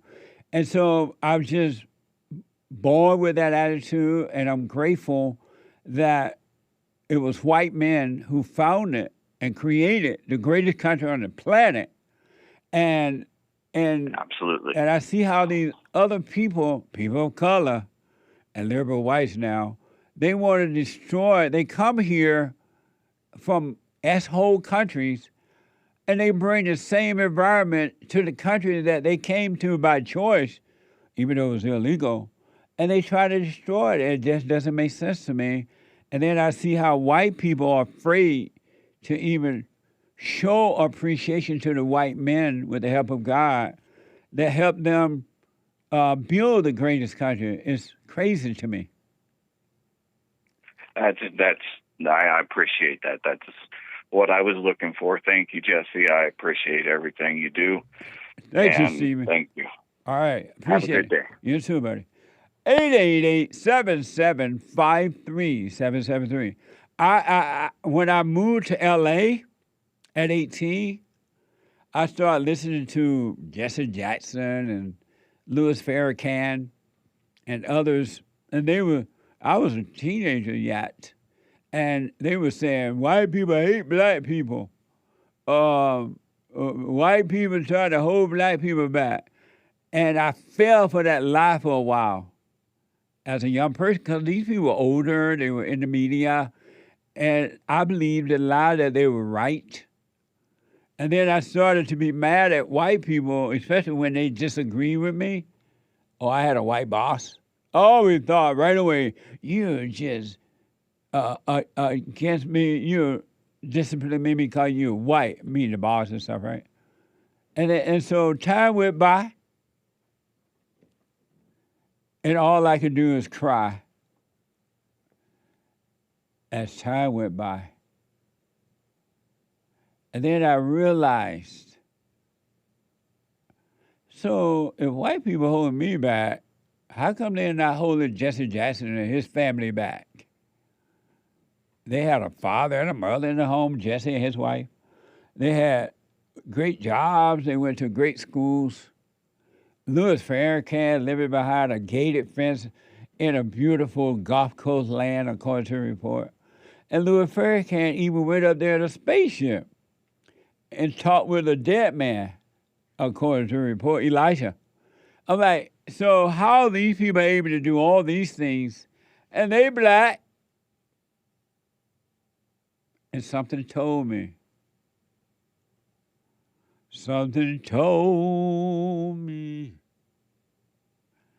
that I was blind. It said, you've been lied to. No one can hold you back, Jesse. Remember growing up? Your grandparents and your parents told you to go out there and work and take care of yourself. You're fine. And I'm like, what the? I realized I had been lied to, and that white people were not my enemy at all. It must be my fault. I dropped my anger, and everything changed. It went back to normal, the way it was when I was growing up in Sweet Home, Alabama. And I remember Anytime I wanted to make more money, I would switch jobs like 90 going north because there was so many job opportunities. The illegals were not here yet. And you can switch jobs daily if you wanted to. And I would do that. One job led to another job and another job and another job. I was free. Amazing, huh? You've been lied to, folks, by your parents, your teachers, your popes, your saints, your rabbis, your preachers. You can be free right now, right here, right this very moment. If you wish to stay present, stay in the light, instead of living in the darkness of your imagination. Kunkan Kinte said, I'm free. You can be free. No such thing as color can hold you back, male or female can hold you back. Nothing can hold you back except your mind. All thoughts, all lies, all the time about anything. Walk in the light. Walk in the wordless world instead of the wordy world of the imagination. Roy, it's the first time call out of Kentucky. Roy, happy White History Month. You're on the air. History Month to you, Jesse Lee. This is Roy Lee. Thank you, Roy Lee. Yes, sir. I just wanted to call and let you know I appreciate everything you have to say about anger. I have 100% confidence that letting go of anger is important. Yes. And it's a great start to a new beginning for everybody. And thoughts is where you got me. I started listening to you about 2 months ago, and thoughts will make a man crazy. You say that again. Thoughts will make a man crazy. And I'm grateful. I'm grateful to hear you talk about thoughts. I have lived in my private hell all my life because of thoughts. Yeah. Yeah. And what a relief to let them go. ROLAID. That's right. That's a relief. And sir, I do want to ask you though. The only problem I struggle with is you have this view of the Bible as fallible. No, it's not and fallible. Fallible. Hold on, Roy. Can you hold for me? Yes, sir. Yes, sir. That way we have a little bit more time. Hold on. The hate news is coming, not the fake news. 1 more hour to go. Back in a moment.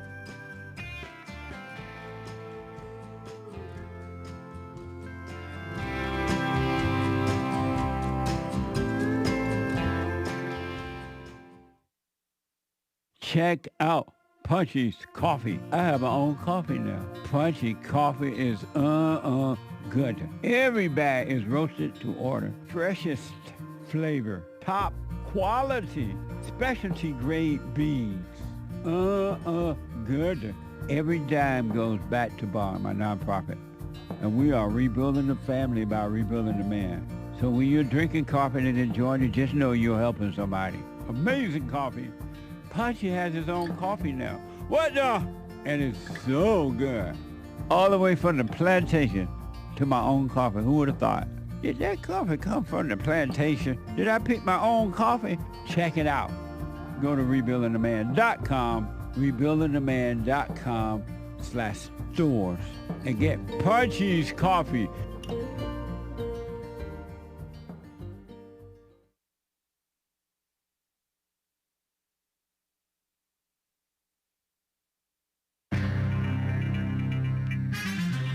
The far left extremist, off the deep end liberal, my opinion, no endorsement implied, I don't represent Bond, JLP, or even myself. AP claims it's a busy day for Trump, both Netanyahu and Zelensky, and they spell it with 2 Y's. set to meet him as world leaders visit Washington, D.C., that is, not the state, not Washington State, for Lindsey Graham's funeral. Also in the headlines today, wildfires raging across France and Spain, as you heard last hour, both these facts. Hundreds of thousands of people are forced to evacuate.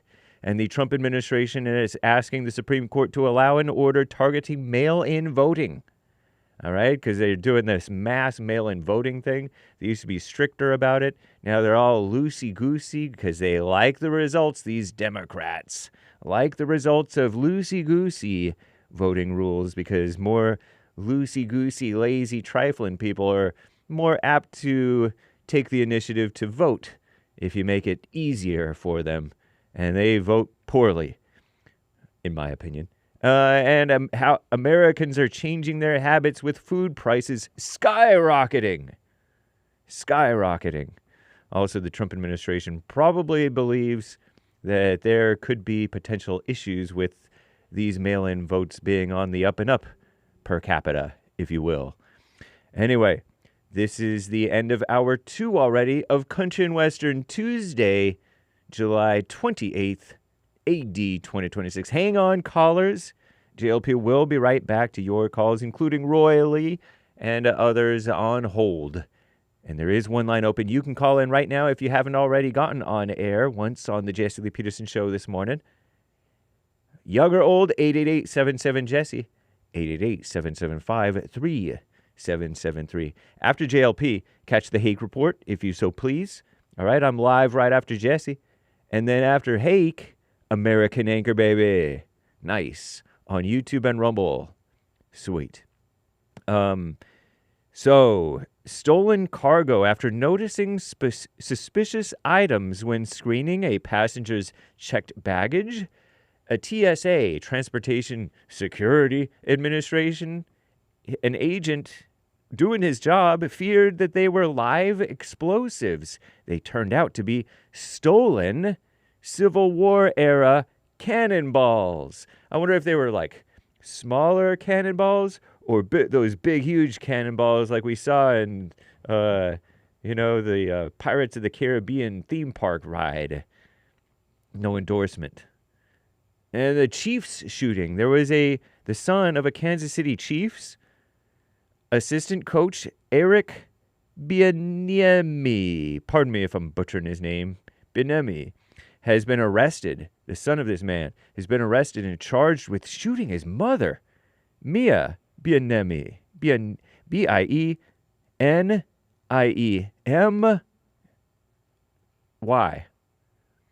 Authorities said, wow. Wonder how she's doing. And unsafe airline seats. This is not the lounge on Anchor Baby Airlines, American Anchor Baby, that is. The FAA says the seats on hundreds of Boeing 737 MAX jets, not sure if Anchor Baby has flown such things, were incorrectly installed. If they aren't fixed, the seats could injure passengers during an emergency landing because if there's like heavy, hard landing, they could come loose. According to the AI, I was asking the AI about this situation. Info may be false. Watch out. And there's some hard landings on Anchor Baby Airlines, I'll have to tell you. Or there used to be. I think he's much smoother now.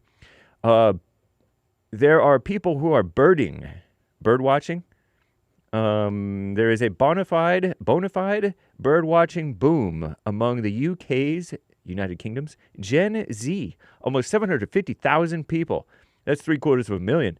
Ages 16 to 29 now regularly enjoy bird watching across Great Britain. Do they have their binocs, their binoculars? So says the Royal Society for the Protection of Birds. Huh, nice.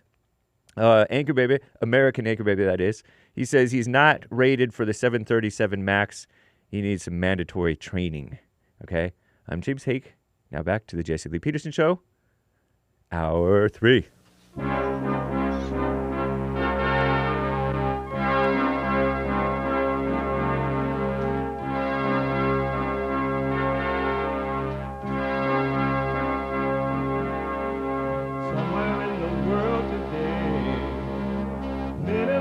Stand up strong, face the truth about themselves understand what went wrong. I know we can find a way.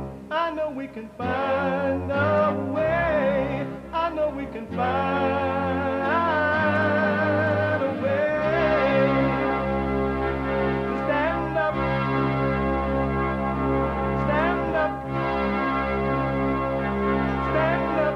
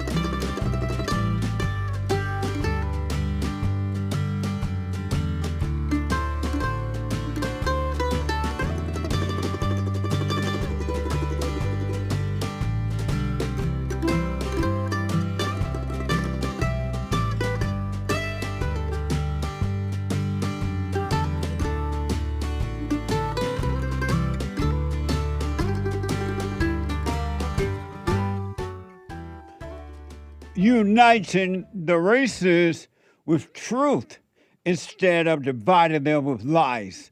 We're also rebuilding the family by rebuilding the man. I am Jesse Lee Peterson. Good morning and hi, y'all.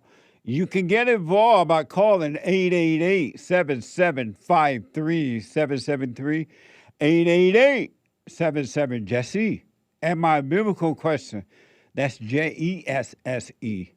My biblical question, do you have 100% complete control of your life? Do you have 100% complete control of your life? Do ya? We have every way that you can watch and support the show listed on jesseleepeterson.com/show, jesseleepeterson.com/show. And if you're running around because you're on a schedule, but you would still like to listen to the show as it is happening, you can podcast and listen on your phone. But let's say you can't listen on your phone, you can still podcast.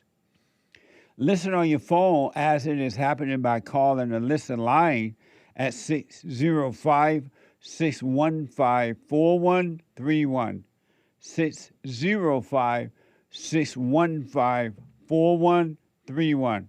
And to donate and have your comments read out loud, go buy me a coffee. buymeacoffee.com/JLP Talk or Bond JLP Cash App. Bond JLP Cash App is Tuesday. And every Tuesday reminds me of Sweet Home Alabama, when the name Jesse Lee was common, Roy Lee was common, Leroy Lee, Henry Lee, Mary Lee, Susan Lee, Bertha Lee, when the name Lee was common and country and Western music was the thing. Bring back, oh, bring back my country to me. Bring back my country to me. What dog? Who let the dogs out? Amazing. On spiritual battle, I want my country back. It's not coming back, but whatever. I want to go back to Roy out of Kentucky, a first-time caller, and he was asking me about the Bible. Roy, thanks for holding. Go ahead. Thank you, Jesse Lee. Yes. No, I wanted to just ask you, I thought you said the Bible was fallible. The religious people say that the Bible is, they say it's infallible, right? Yes, sir. But the Bible, and I thought you said it was fallible. It is fallible. Why do you think that? Because it is. What do you believe about it? Well, I believe that we know there are hundreds of years between the books. I know that the continuity and the consistency in over 2,000 years lends to me an idea that it's infallible.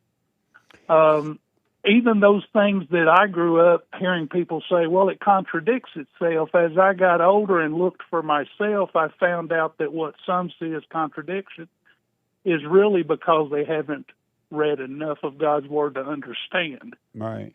So I've yet to find a contradiction, and I view it as infallible. Now, that's not going to stop me from listening to your program, but I was curious as to why you held that position. Okay, so let me and I will tell you that one of the things that drew me to your program was that you and I both know that Jesus is not God. I rest my case. That's clearly stated in Scripture more than once. Yep. If it was consistent, does that mean it is infallible? Well, I guess then that would be a good question. What do we mean when we say infallible? Yeah.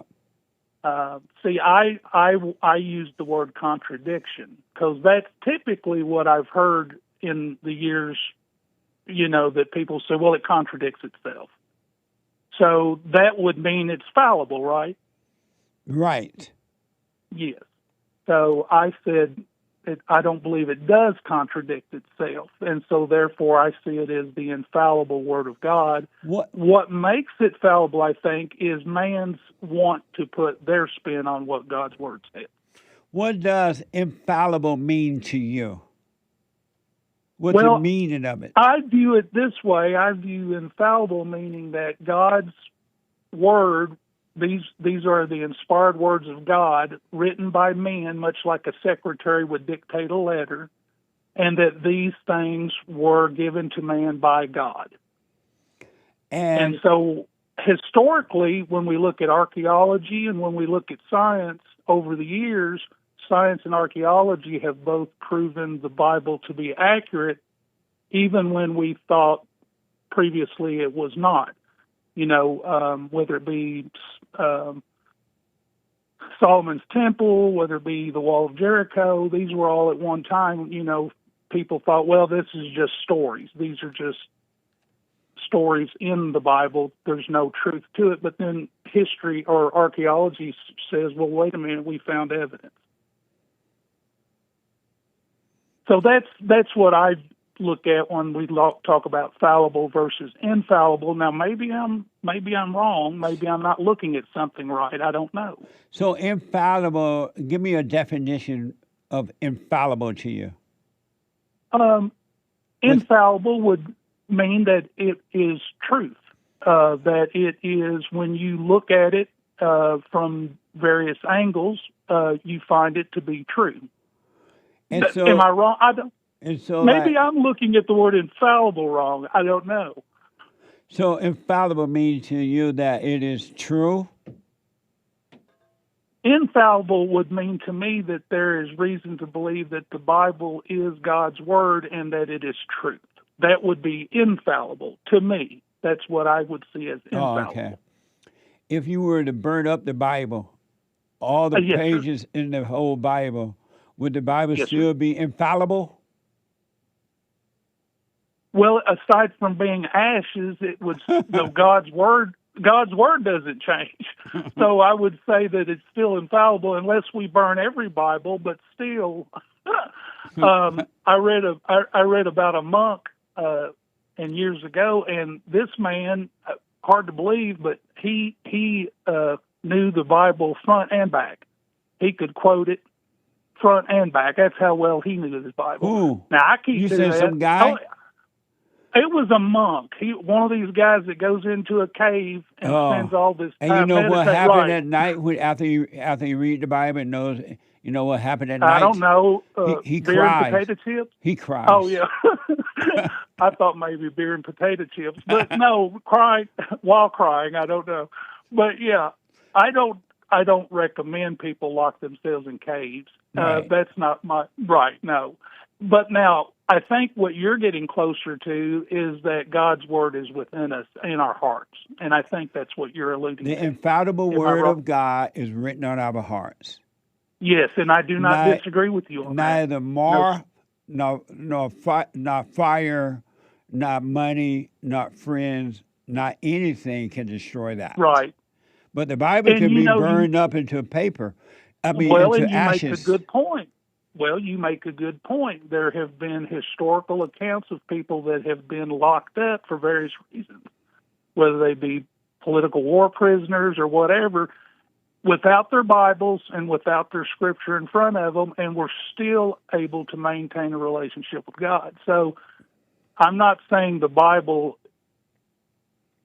without the Bible, we still can have a relationship with God. That's what I'm trying to say. Did Christ say that that the Father will write the word upon your hearts?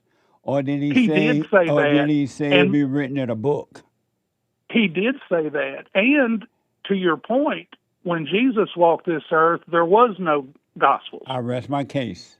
And there were no Greek. And yet all he knew he the had truth. to draw from was the Hebrew text. And he knew the truth. He did. Even Melchizedek.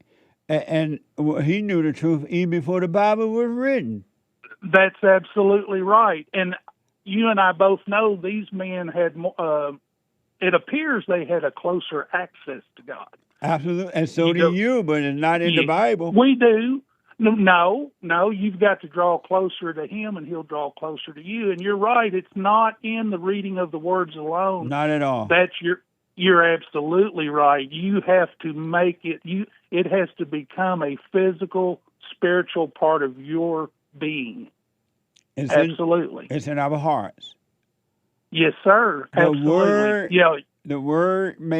The law made flesh. God has written the law upon our hearts.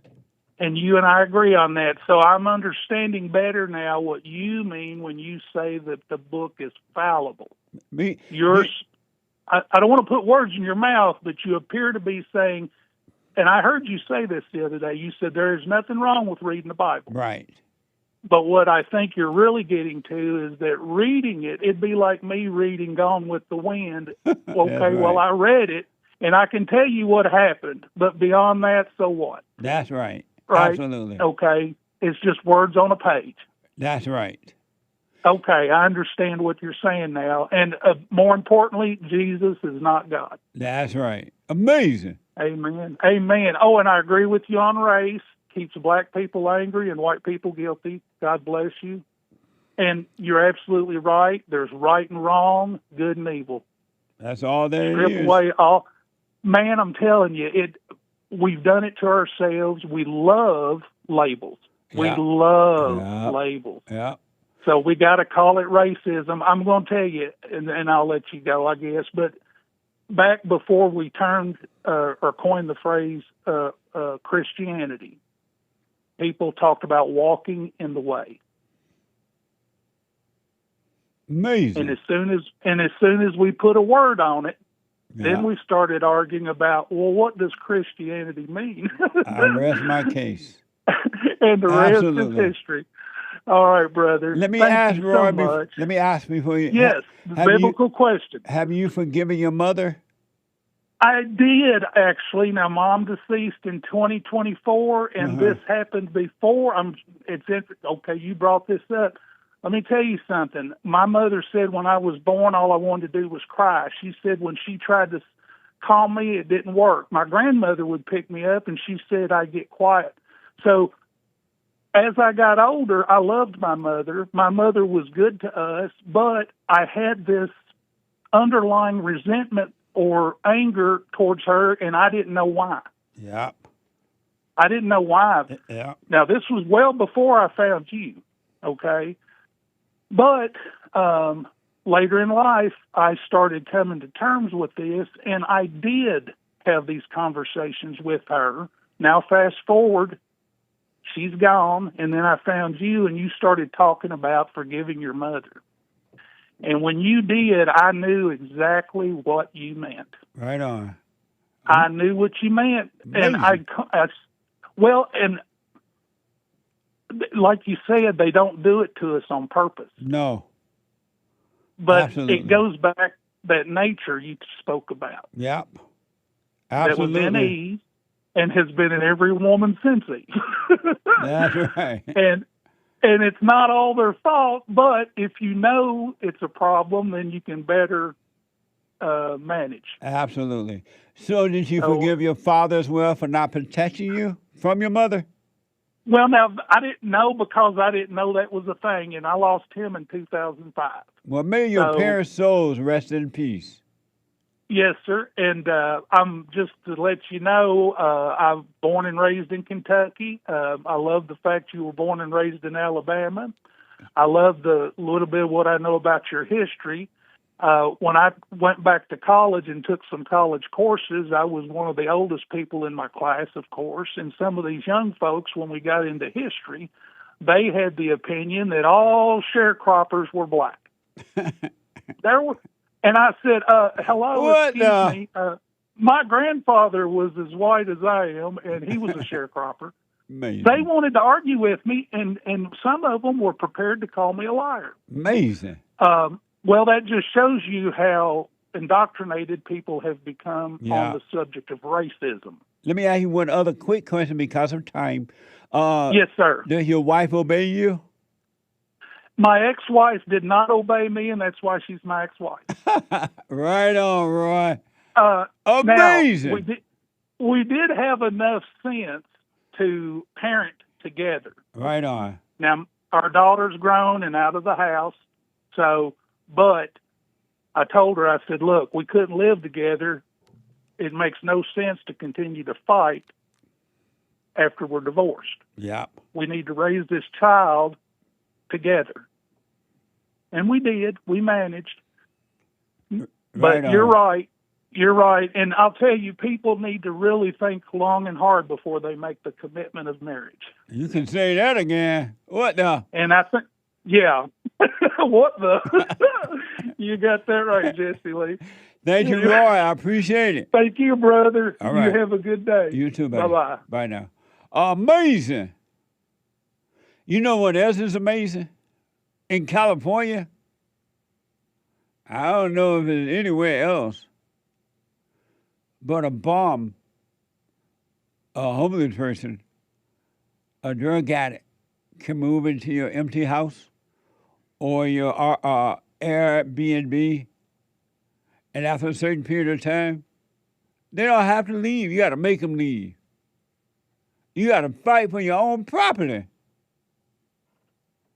Grandpa, tell me about the good old days, the world gone crazy. Earth is not heaven, and man is not God. ABC 7 is reporting, and we have mentioned several of these stories in Atlanta, California, and other places. A Hermosa Beach homeowner says an Airbnb guest refused to leave her property after his reservation ended. And she ended up, according to this report, having to pay buku money to get him out. Watch this from ABC 7. A woman reached out to 7 on Your Side Investigates after an Airbnb guest refused to leave her townhome in Hermosa Beach. That weeks-long rental became a weeks-long nightmare for the homeowner. Wendy Weissman may work in the software industry, but for the past decade or so, poker has been her passion. This is a great river to bluff. Super good. Good job, Wendy. The SoCal native, a frequent competitor in the World Series of Poker. But recently, Weissman says she was dealt a full house in all the wrong ways. He just refused to leave. Weissman is talking about this guy. Do you think it's fair that you're staying here and not paying. Yeah, it's really fair. That was Evan Lamarck, a man from France who slams doors and drops F-bombs. Oh, back for more? Yeah, allez, go bro. Oh. Stay here all day, you're funny. Lamarck was living in Weissman's Hermosa Beach townhome, which he originally booked for a month through Airbnb. Beautiful Weissman place. says after paying for 48 days, though, he refused to leave and he stopped paying. How is it that he can go out and you let him back in there? What's up? Isn't that amazing? And he said, F you. A water leak happened because the lady wasn't even, it sounded like she wasn't even allowed to go in her own house. But according to the report, a water leak allowed the woman to enter the unit. The guest then moved out, leaving the property in disarray. Amazing. It's squatting. It's definitely squatting. Weissman has been listing the townhome on Airbnb for the past 2 years. Because Hermosa Beach restricts short-term rentals in her neighborhood, she can only offer the property for bookings of 30 days or longer. And that is the root of her problem. Once you allow someone to remain in occupancy for 30 days, they establish tenancy rights, and then you have to use the civil litigation process to remove the person. Real estate attorney Daniel Bornstein says that process in California can take 6 months or even longer in some cases. And with the Olympics coming to LA in a couple years, he says even more disputes over short-term rentals like this can be expected as tourists from around the world pour in. In Weissman's case, it was too late to change the locks, and as the days dragged on, she says her costs piled up. A 6-month eviction process would equal more than $70,000 in lost rental income. This is going to devastate me if he ends up staying, for any length of time. Plus, she still has to pay her mortgage and property taxes during that time and all the attorney fees related to eviction. Isn't it amazing how your government is not for the working people? Those laws were made by the government against the people who work hard, who buy property, who want to take care of themselves. And the government, they create a law that would be for the bum on the street. Did we do the water leak thing? And then the guy left. Here's where the water leak allowed the woman to get into a unit, and the guy had to move out then. As for any help from Airbnb, the company says it tried to contact the guest multiple times but was unsuccessful. Airbnb did the absolute minimum. I mean, they said call your local law enforcement. But Weissman says because this was a civil matter, police wouldn't be able to do anything. Why are you staying in the Airbnb and not paying? I explained her, she knows the situation. Can you explain it to us, though? No. Weissman tells us Lamarck claims his credit card was stolen and he couldn't leave until it was replaced. But a couple days after we chased down Lamarck, his squatting plan sprung a literal leak. This was just gushing water. Weissman's neighbor told her water was pouring out of the townhome. That, she says, constituted an emergency, allowing her to enter the property where she says she found this. They tried to break into my closet. Weissman felt she now legally had the upper hand, something she thinks Lamarck realized because she says later that night he packed up a U-Haul and disappeared, leaving the townhome a mess. You can see there's still a lot of standing water in here. California, and they still voted in the Democrats. Your whole town can burn down, and they still vote the Democrats in. You keep getting what you deserve because you keep doing the same thing. You won't even walk in the light. You'll walk in the darkness. You will walk in anger instead of walking in love. And you wonder why you get the life you got. Life is hard. What do you think? How it's gonna be? How will it be easy? You walking in the darkness. The Spirit of Truth say, "Hey, walk in the light, and your burden will be easy." But you walk in the darkness. Oh, I don't feel like doing the prayer. I don't feel like being present. Oh, I forgot to be present. Oh, I got tired of working on myself. Property owners cannot legally change the locks, cut utilities, or physically throw a squatter out on their own. That's according to AI, Google AI, in California. What the? You're right there. There it said, it makes you want to holler. Throw up both your hands.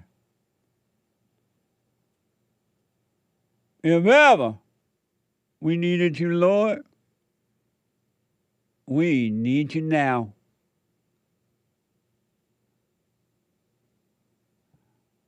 This is Lindsay Clancy, according to ABC News. In months after her birth of her third child, Lindsay Clancy, C-L-A-N, Clancy, mental health collapsed. She was unable to sleep and stricken with thoughts of harming herself. You ever had a thought about hurting your own self? Have you had thoughts about killing yourself, committing suicide? Thoughts are all lies, all the time about anything. According to ABC News, here's what happened to Lindsay. Opening statements begin this morning in the trial of a Massachusetts mother accused of murdering her 3 children. We do want to warn you, you may find this story disturbing. Police say Lindsay Clancy strangled her children inside their home, then tried to kill herself by jumping out a window, leaving her permanently paralyzed. The defense is arguing she's not criminally responsible because Clancy was suffering from postpartum psychosis at the time. And Clancy's then husband is expected to testify in her defense. Amazing, huh? All thoughts, all lies, all the time. See what they can do? Think about what the thought you have had done to you. Made you think, made you act out, made you feel, made you worry, made you cry. When she cries, she's lying. A legal analyst emphasized the importance of the medical timeline. ABC News legal analyst Brian Buckmeyer's here with more on that case. Hi, Brian. The defense says Clancy was put on several psychiatric medications after the birth of her 3rd child. And when those didn't work, she checked into a psychiatric hospital. And then this happened 19 days after she was discharged. How critical will that timeline be to this case? Morning, Diane. I think it's extremely critical. I think it gives the defense credibility to not just say, hey, we're making up this defense because we think it works and it makes sense. I think they're backing up that claim with evidence prior to the incident, prior to the deaths of these children, and they're coming out in front of it and saying, here's the evidence that she was suffering from a problem. Here's the evidence. I think even on top of that, I believe that the father of the children, her husband, also has a civil lawsuit against the hospital as well. Everyone seems to be keen on the care or lack of care that she got beforehand that led to this tragedy of not only the death of 3 of her children, but her own injuries. And I think that's going to help the jury a lot for the defense's case. It's a spiritual thing, folks. Who you think told, if this is true, if this is true, who told her to do that? Jump out a window, go to the story.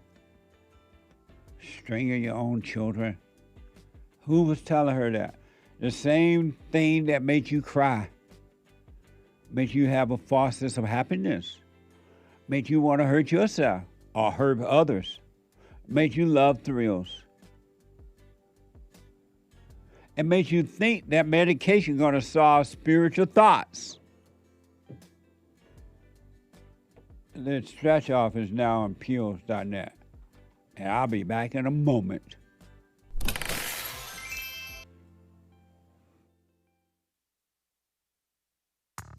I recommend you get a copy of my book, From Rage to Responsibility. I write about how the spirit of anger was taken away from me 29 years ago. I forgave my mother who tried to turn me away from my father, and I returned to my father, and through him, my father on earth, and through him, I was able to return to God. No man or woman can return to God unless you go through the Son. And men are sons of God. There may be weak, pathetic examples of it, but it's the spiritual order of life. God in Christ, Christ in man, man over woman, and woman over children. So get from race to responsibility. I write about that. Go to my website, rebuildingtheman.com for an autographed copy, or call 800-411-BOND. And donate to my nonprofit, Bond, the Brotherhood Organization of a New Destiny. We are rebuilding the family by rebuilding the man.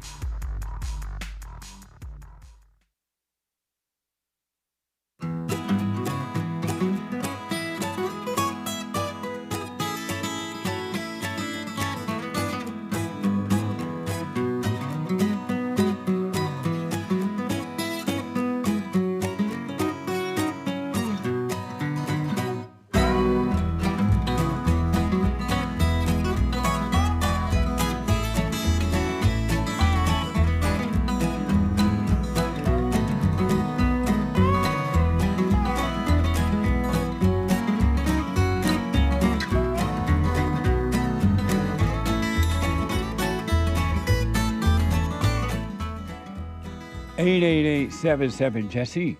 The Hake Report is coming up at the top of this hour. TheHakeReport.com from 9 to 11. And after the Hake Report, the American Anchor Baby. The American Anchor Baby has energy from God. God gave Trump a whole lot of it and gave the Anchor Baby the rest. Energy all over the place. The American Anchor Baby from 11 to 1 p.m. Pacific time.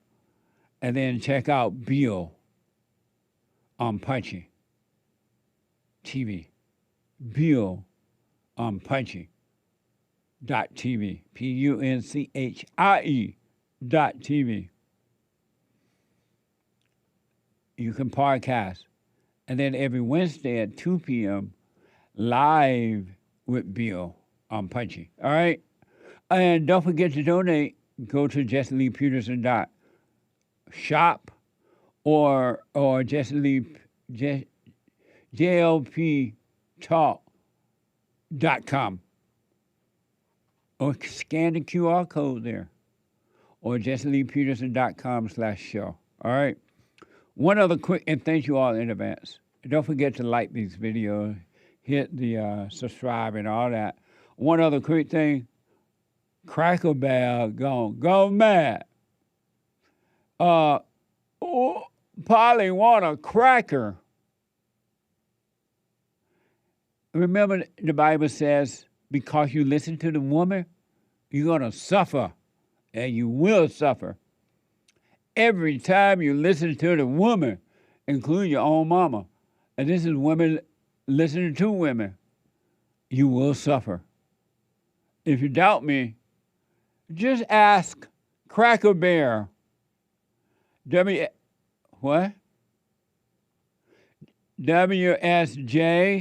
and NY Post is reporting. Cracker Bear CEO Julia Massino is stepping down following the intense fallout and customer backlash from her failed, listen to this. According to this report, this female spent $700 million on trying to brand modernization strategy. $700 million. Somebody will have to pay me back that $700 million. She, give me $700 million and I'll modernize Cracker Barrel. Cracker Barrel don't want to be modernized, according to the report. This lady spent $700 million, and what did she get in the end? Alienating the restaurant chain core customer base.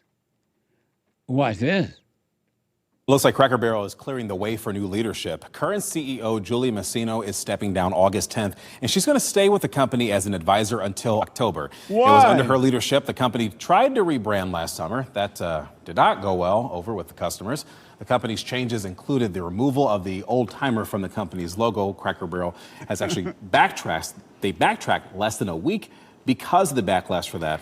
Ultimately, Cracker Barrel scrapped the plan entirely after facing major backlash from fans online and even President Trump. Last August, CEO Julie Masino spoke with Good Morning America about those changes.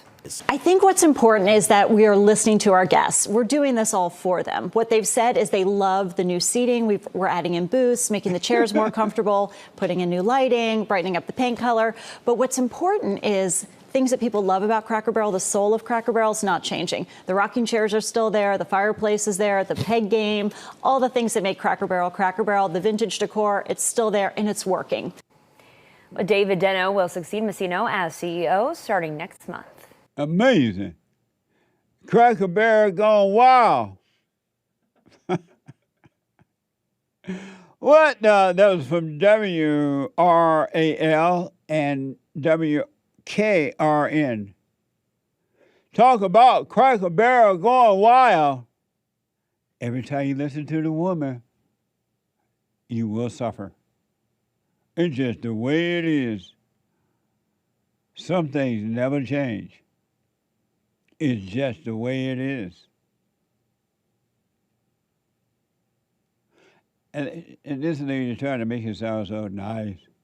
All that talking. Fast talking. Jack is out of Seattle, Washington. Jack, you are on the air. Hey, Jesse. Hey, Jack. What's up, man? Hey, I'm, I forgave my mother years ago, changed my life. Been doing the silent prayer. Just got back into it actually a couple weeks ago.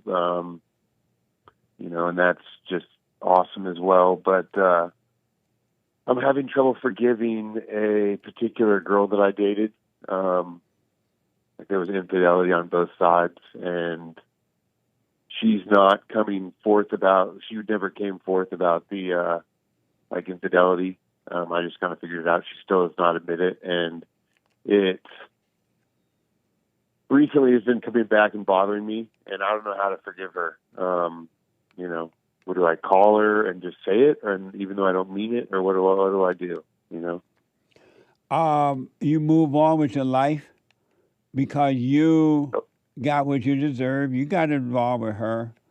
Don't blame her for that. That was your weakness, and be glad to see it. And when the thoughts of resenting her should come, resenting anyone, including yourself, it's just a thought. Just be aware of it. Don't argue with it. Don't cooperate with it. Do nothing about it, and it will be taken. It'll be taken away from you. It will disappear. It's just a thought. Don't I need to forgive though? You forgive, but she's never done anything to you. Well, she lied to me, and she was committed infidelity. She did that to herself, not to you. Interesting. Why do you think she probably wouldn't see it like that? She'd probably see it like she got one over on me. Does she need to see it that way, or do you need to see the reality? I mean, I want to see the reality, so I just need to let the resentment fade. Is what you would assert. Does she need to see that she did it to herself and not to you, or do you need to see that she did it to herself and not to you? I'm having trouble hearing what you're saying. Wait, do I need to do I need? When to you said that she cheated on you, right? Yes. Did she cheat on you or herself? I mean, per social norms, I guess the society would say she cheated on me. What do you say? I would say the same. How did she cheat on you when everything she did was happening inside of her? What does it have to do with you? that ultimately I wasn't enough is what it would probably like, what it would make me feel like, you know. But whatever happened inside of her and what she did, what does that have to do with you? That I didn't like give her what she wanted, I guess is what, like, you know, what I would. You said you cheated on her, right? Yeah. Were you doing that to yourself or to her? That was for my own satisfaction. Well, why don't you see the same thing with her? Yeah. Okay. Let's see. Why not? Yeah. I guess because I think that infidelity is different for men and women too. I mean, a little bit. How do you think it's different? Infidelity is infidelity. Yeah, but a woman, like, you know, a man is just fulfilling his carnal desires, whereas a woman is. And the woman not feeling her carnal desires. I'd say that they're more probably you know, fulfilling an emotional need. Why are you listening to the devil, Jack, giving you all these lies? Okay. No, that was a question. I mean, yeah, I guess maybe even partially because of, you know, your teachings is that, you know, men and women really are different, right? I mean, Jack, why are you listening to all these lies about her? Why are you doing that? Well, why am I doing that? Maybe it's fulfilling I don't know. I got to think about that. That's a good question.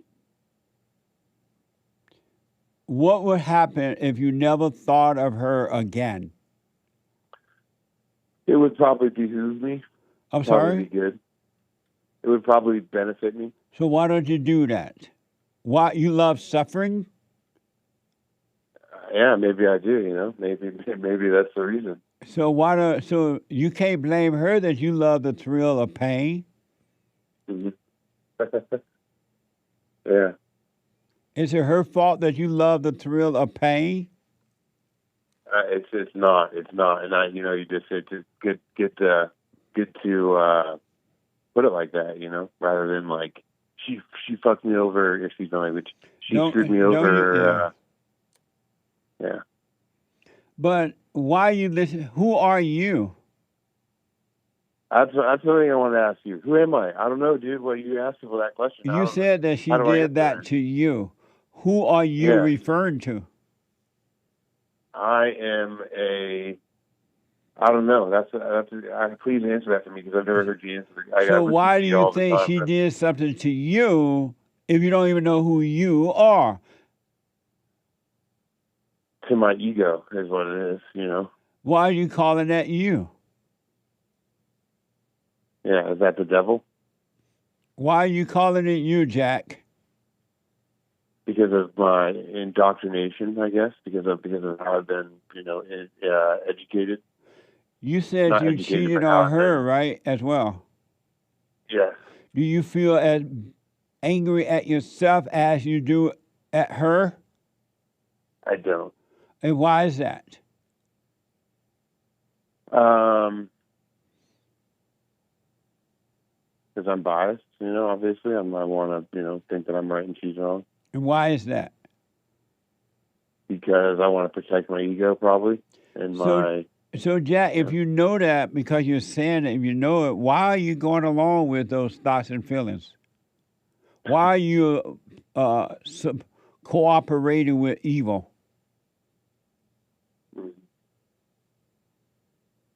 Okay. Why am I cooperating with evil? Because it's persuasive, man. It's you know. You don't have to go along with it if you didn't want to. Yeah, that's true. And yeah, I have total. Yeah, I guess I ultimately have control over my thoughts, but it's just when my mind does revert to that, it's like I you know, how do I alter it from, you know, I was wronged to it happened and it doesn't have anything to do with me, you know. By watching those thoughts tempting you, to hate her or blame somebody, and let it pass. Don't do anything about it, but overcome it by not identifying with it. And why would I need to forgive my mother as I did when I was life changing? Have you forgiven your mother? Her and I have forgiven. Yes, it was amazing. So why is Changed that my a life. question down there? Because why did I need to forgive my mother and I don't need to forgive this my ex-girlfriend? Because she didn't do anything to you. Who am I? Can you answer that for me, please? You need to find out by knowing who you're not. Are you Am I doing the not silent Jack? prayer? Every day, every night, and then some in between. Stay with it, stay present, and you'll see. All right? Just stay with it.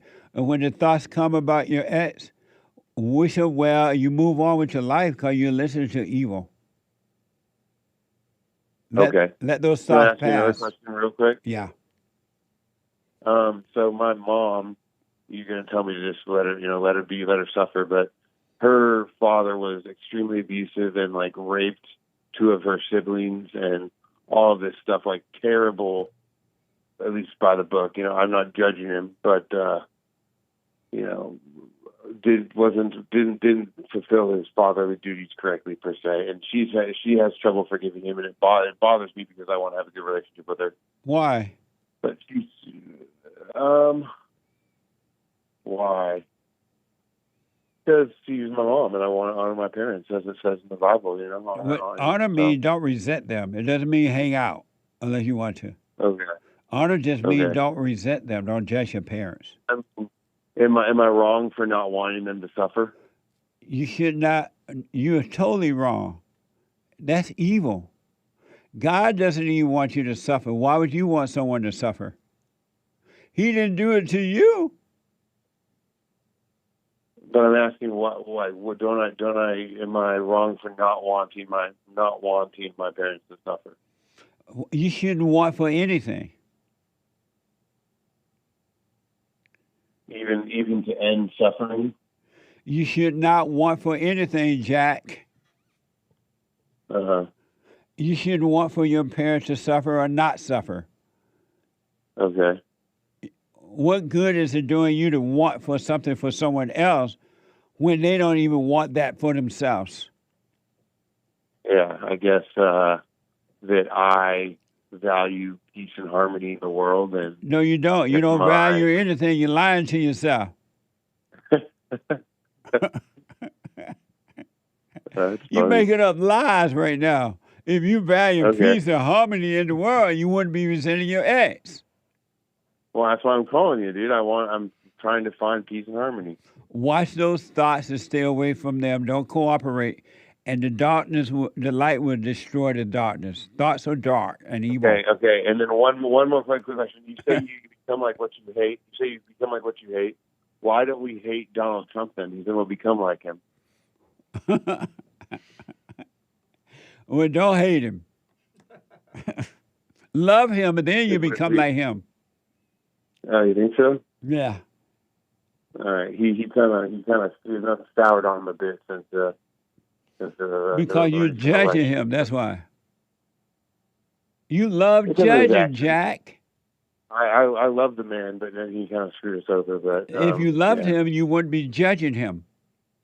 I love him. I just don't think he's fit for office anymore. Look how you judging him.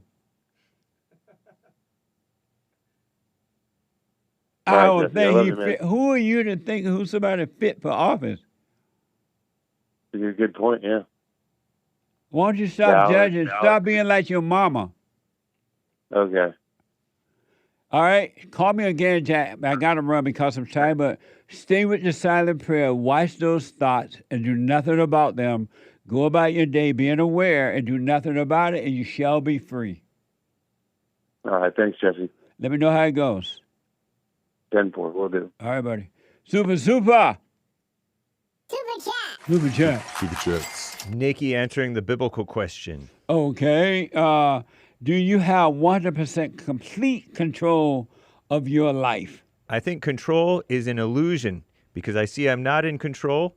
I can see others aren't either. So I wish everyone well and let his will be done. So I think that's a no. Does she have control? She says she sees she's not in control. So that sounds like a no. Oh, okay. It's not quite clear, but thank you. I'll put my 2 cents in on Sunday. Thank you, Nikki.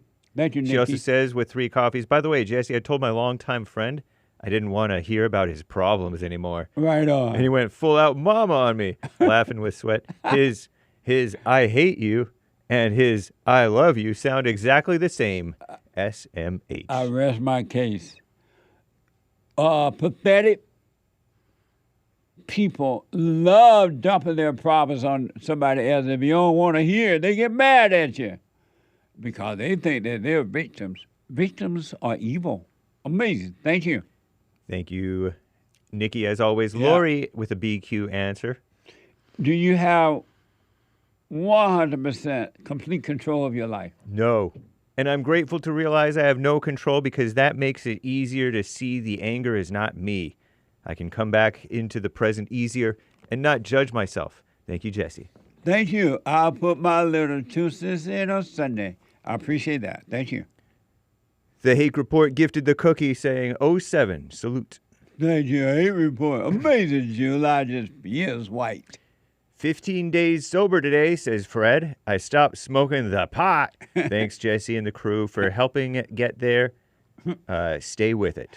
Stay out of the pot house. Amazing. Thank you. Nick owns you, says God told me he doesn't know the future. Amazing. Amazing. Thank you. Right on. Walking Roscoe, Earl. Laughing with scrunched face. Sounds like the calls from 5 years ago on Get a Job, but a different Earl. Amazing. Thank you. Want to know how evil these protests are? Asks Walking Roscoe. Simply look at who leads the rabble. Yep, you guessed it. Evil women lead these chants and groups. That's for sure. I was laughing at the white, heavy-set young man who was chanting along with them. I looking know. silly in that What a beta. Terrible. Anytime a man follow a woman, he will suffer. Ain't no way around it. Thank you. Matthew, what's the name of that intro song you guys have? He's asking about the intro song. Oh, the first one? Yeah.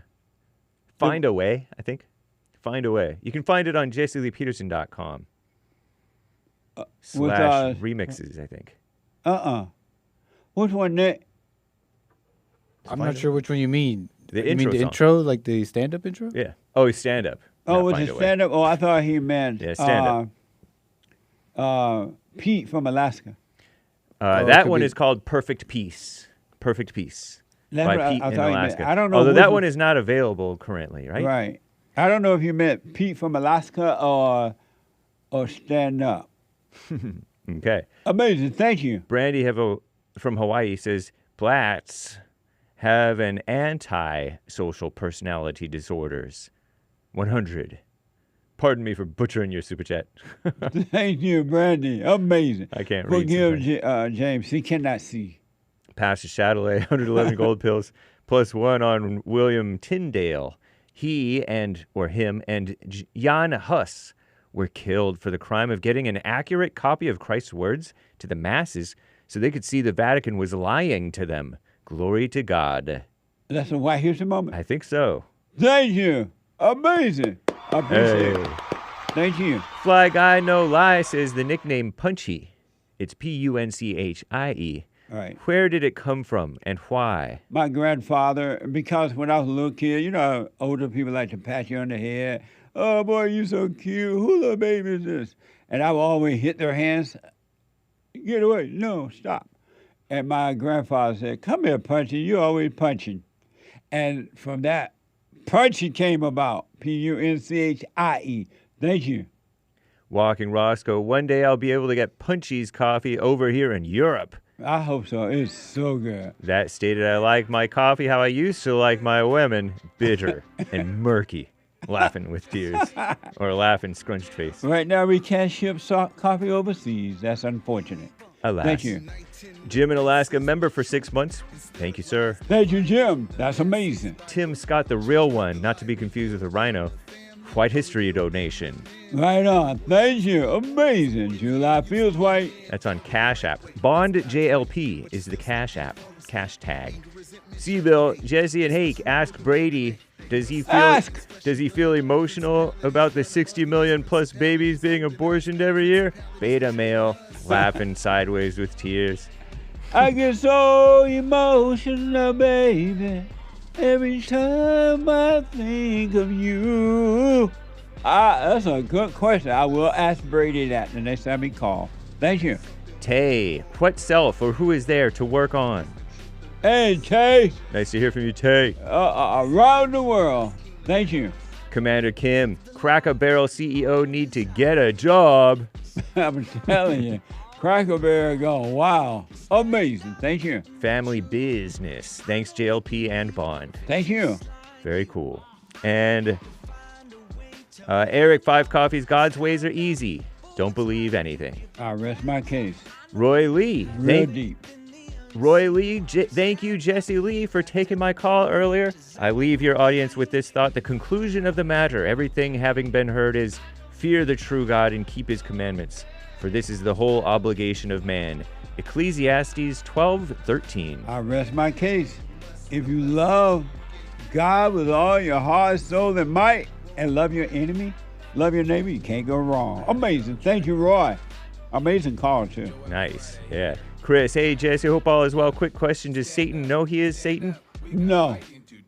The devil does not know he's the devil. That's why human beings don't know that they're wrong, because they are the devil. They don't even know that they're wrong. And that's why they get mad when you try to tell them, unless they're ready to overcome. Good question. Amazing. Thank you. And thank you, guys. I do believe that's all for now. Amazing. Thank y'all. I do appreciate it. Man, the time gone. Derek out of Michigan had a White History moment for me. John out of Houston, how to Bible contradict? What does that mean? How does the Bible contradict itself? How does the Bible contradict itself? Or maybe he has input on how it does.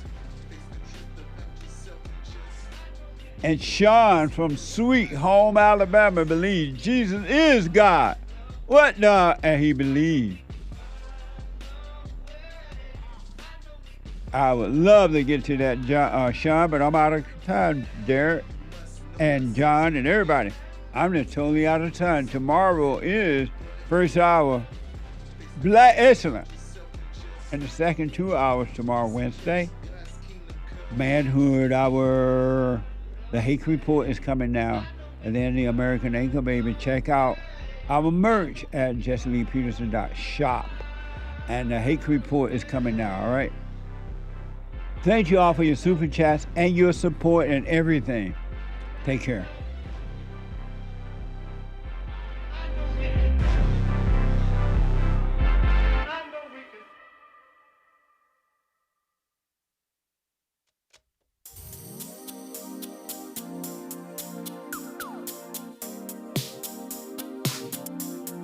The views, information, thoughts, and opinions expressed during this show are the individual's own and do not represent the views, thoughts, and opinions of the JLP Network or Bond. Their appearance on the program does not imply an endorsement of them or any entity they represent.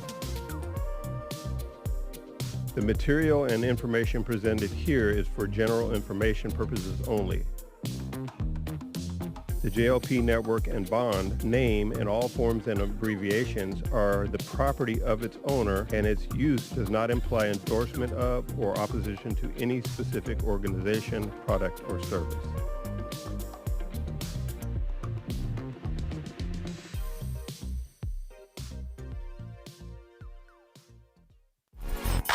So, here's what I recommend. I invite you to download my silent prayer.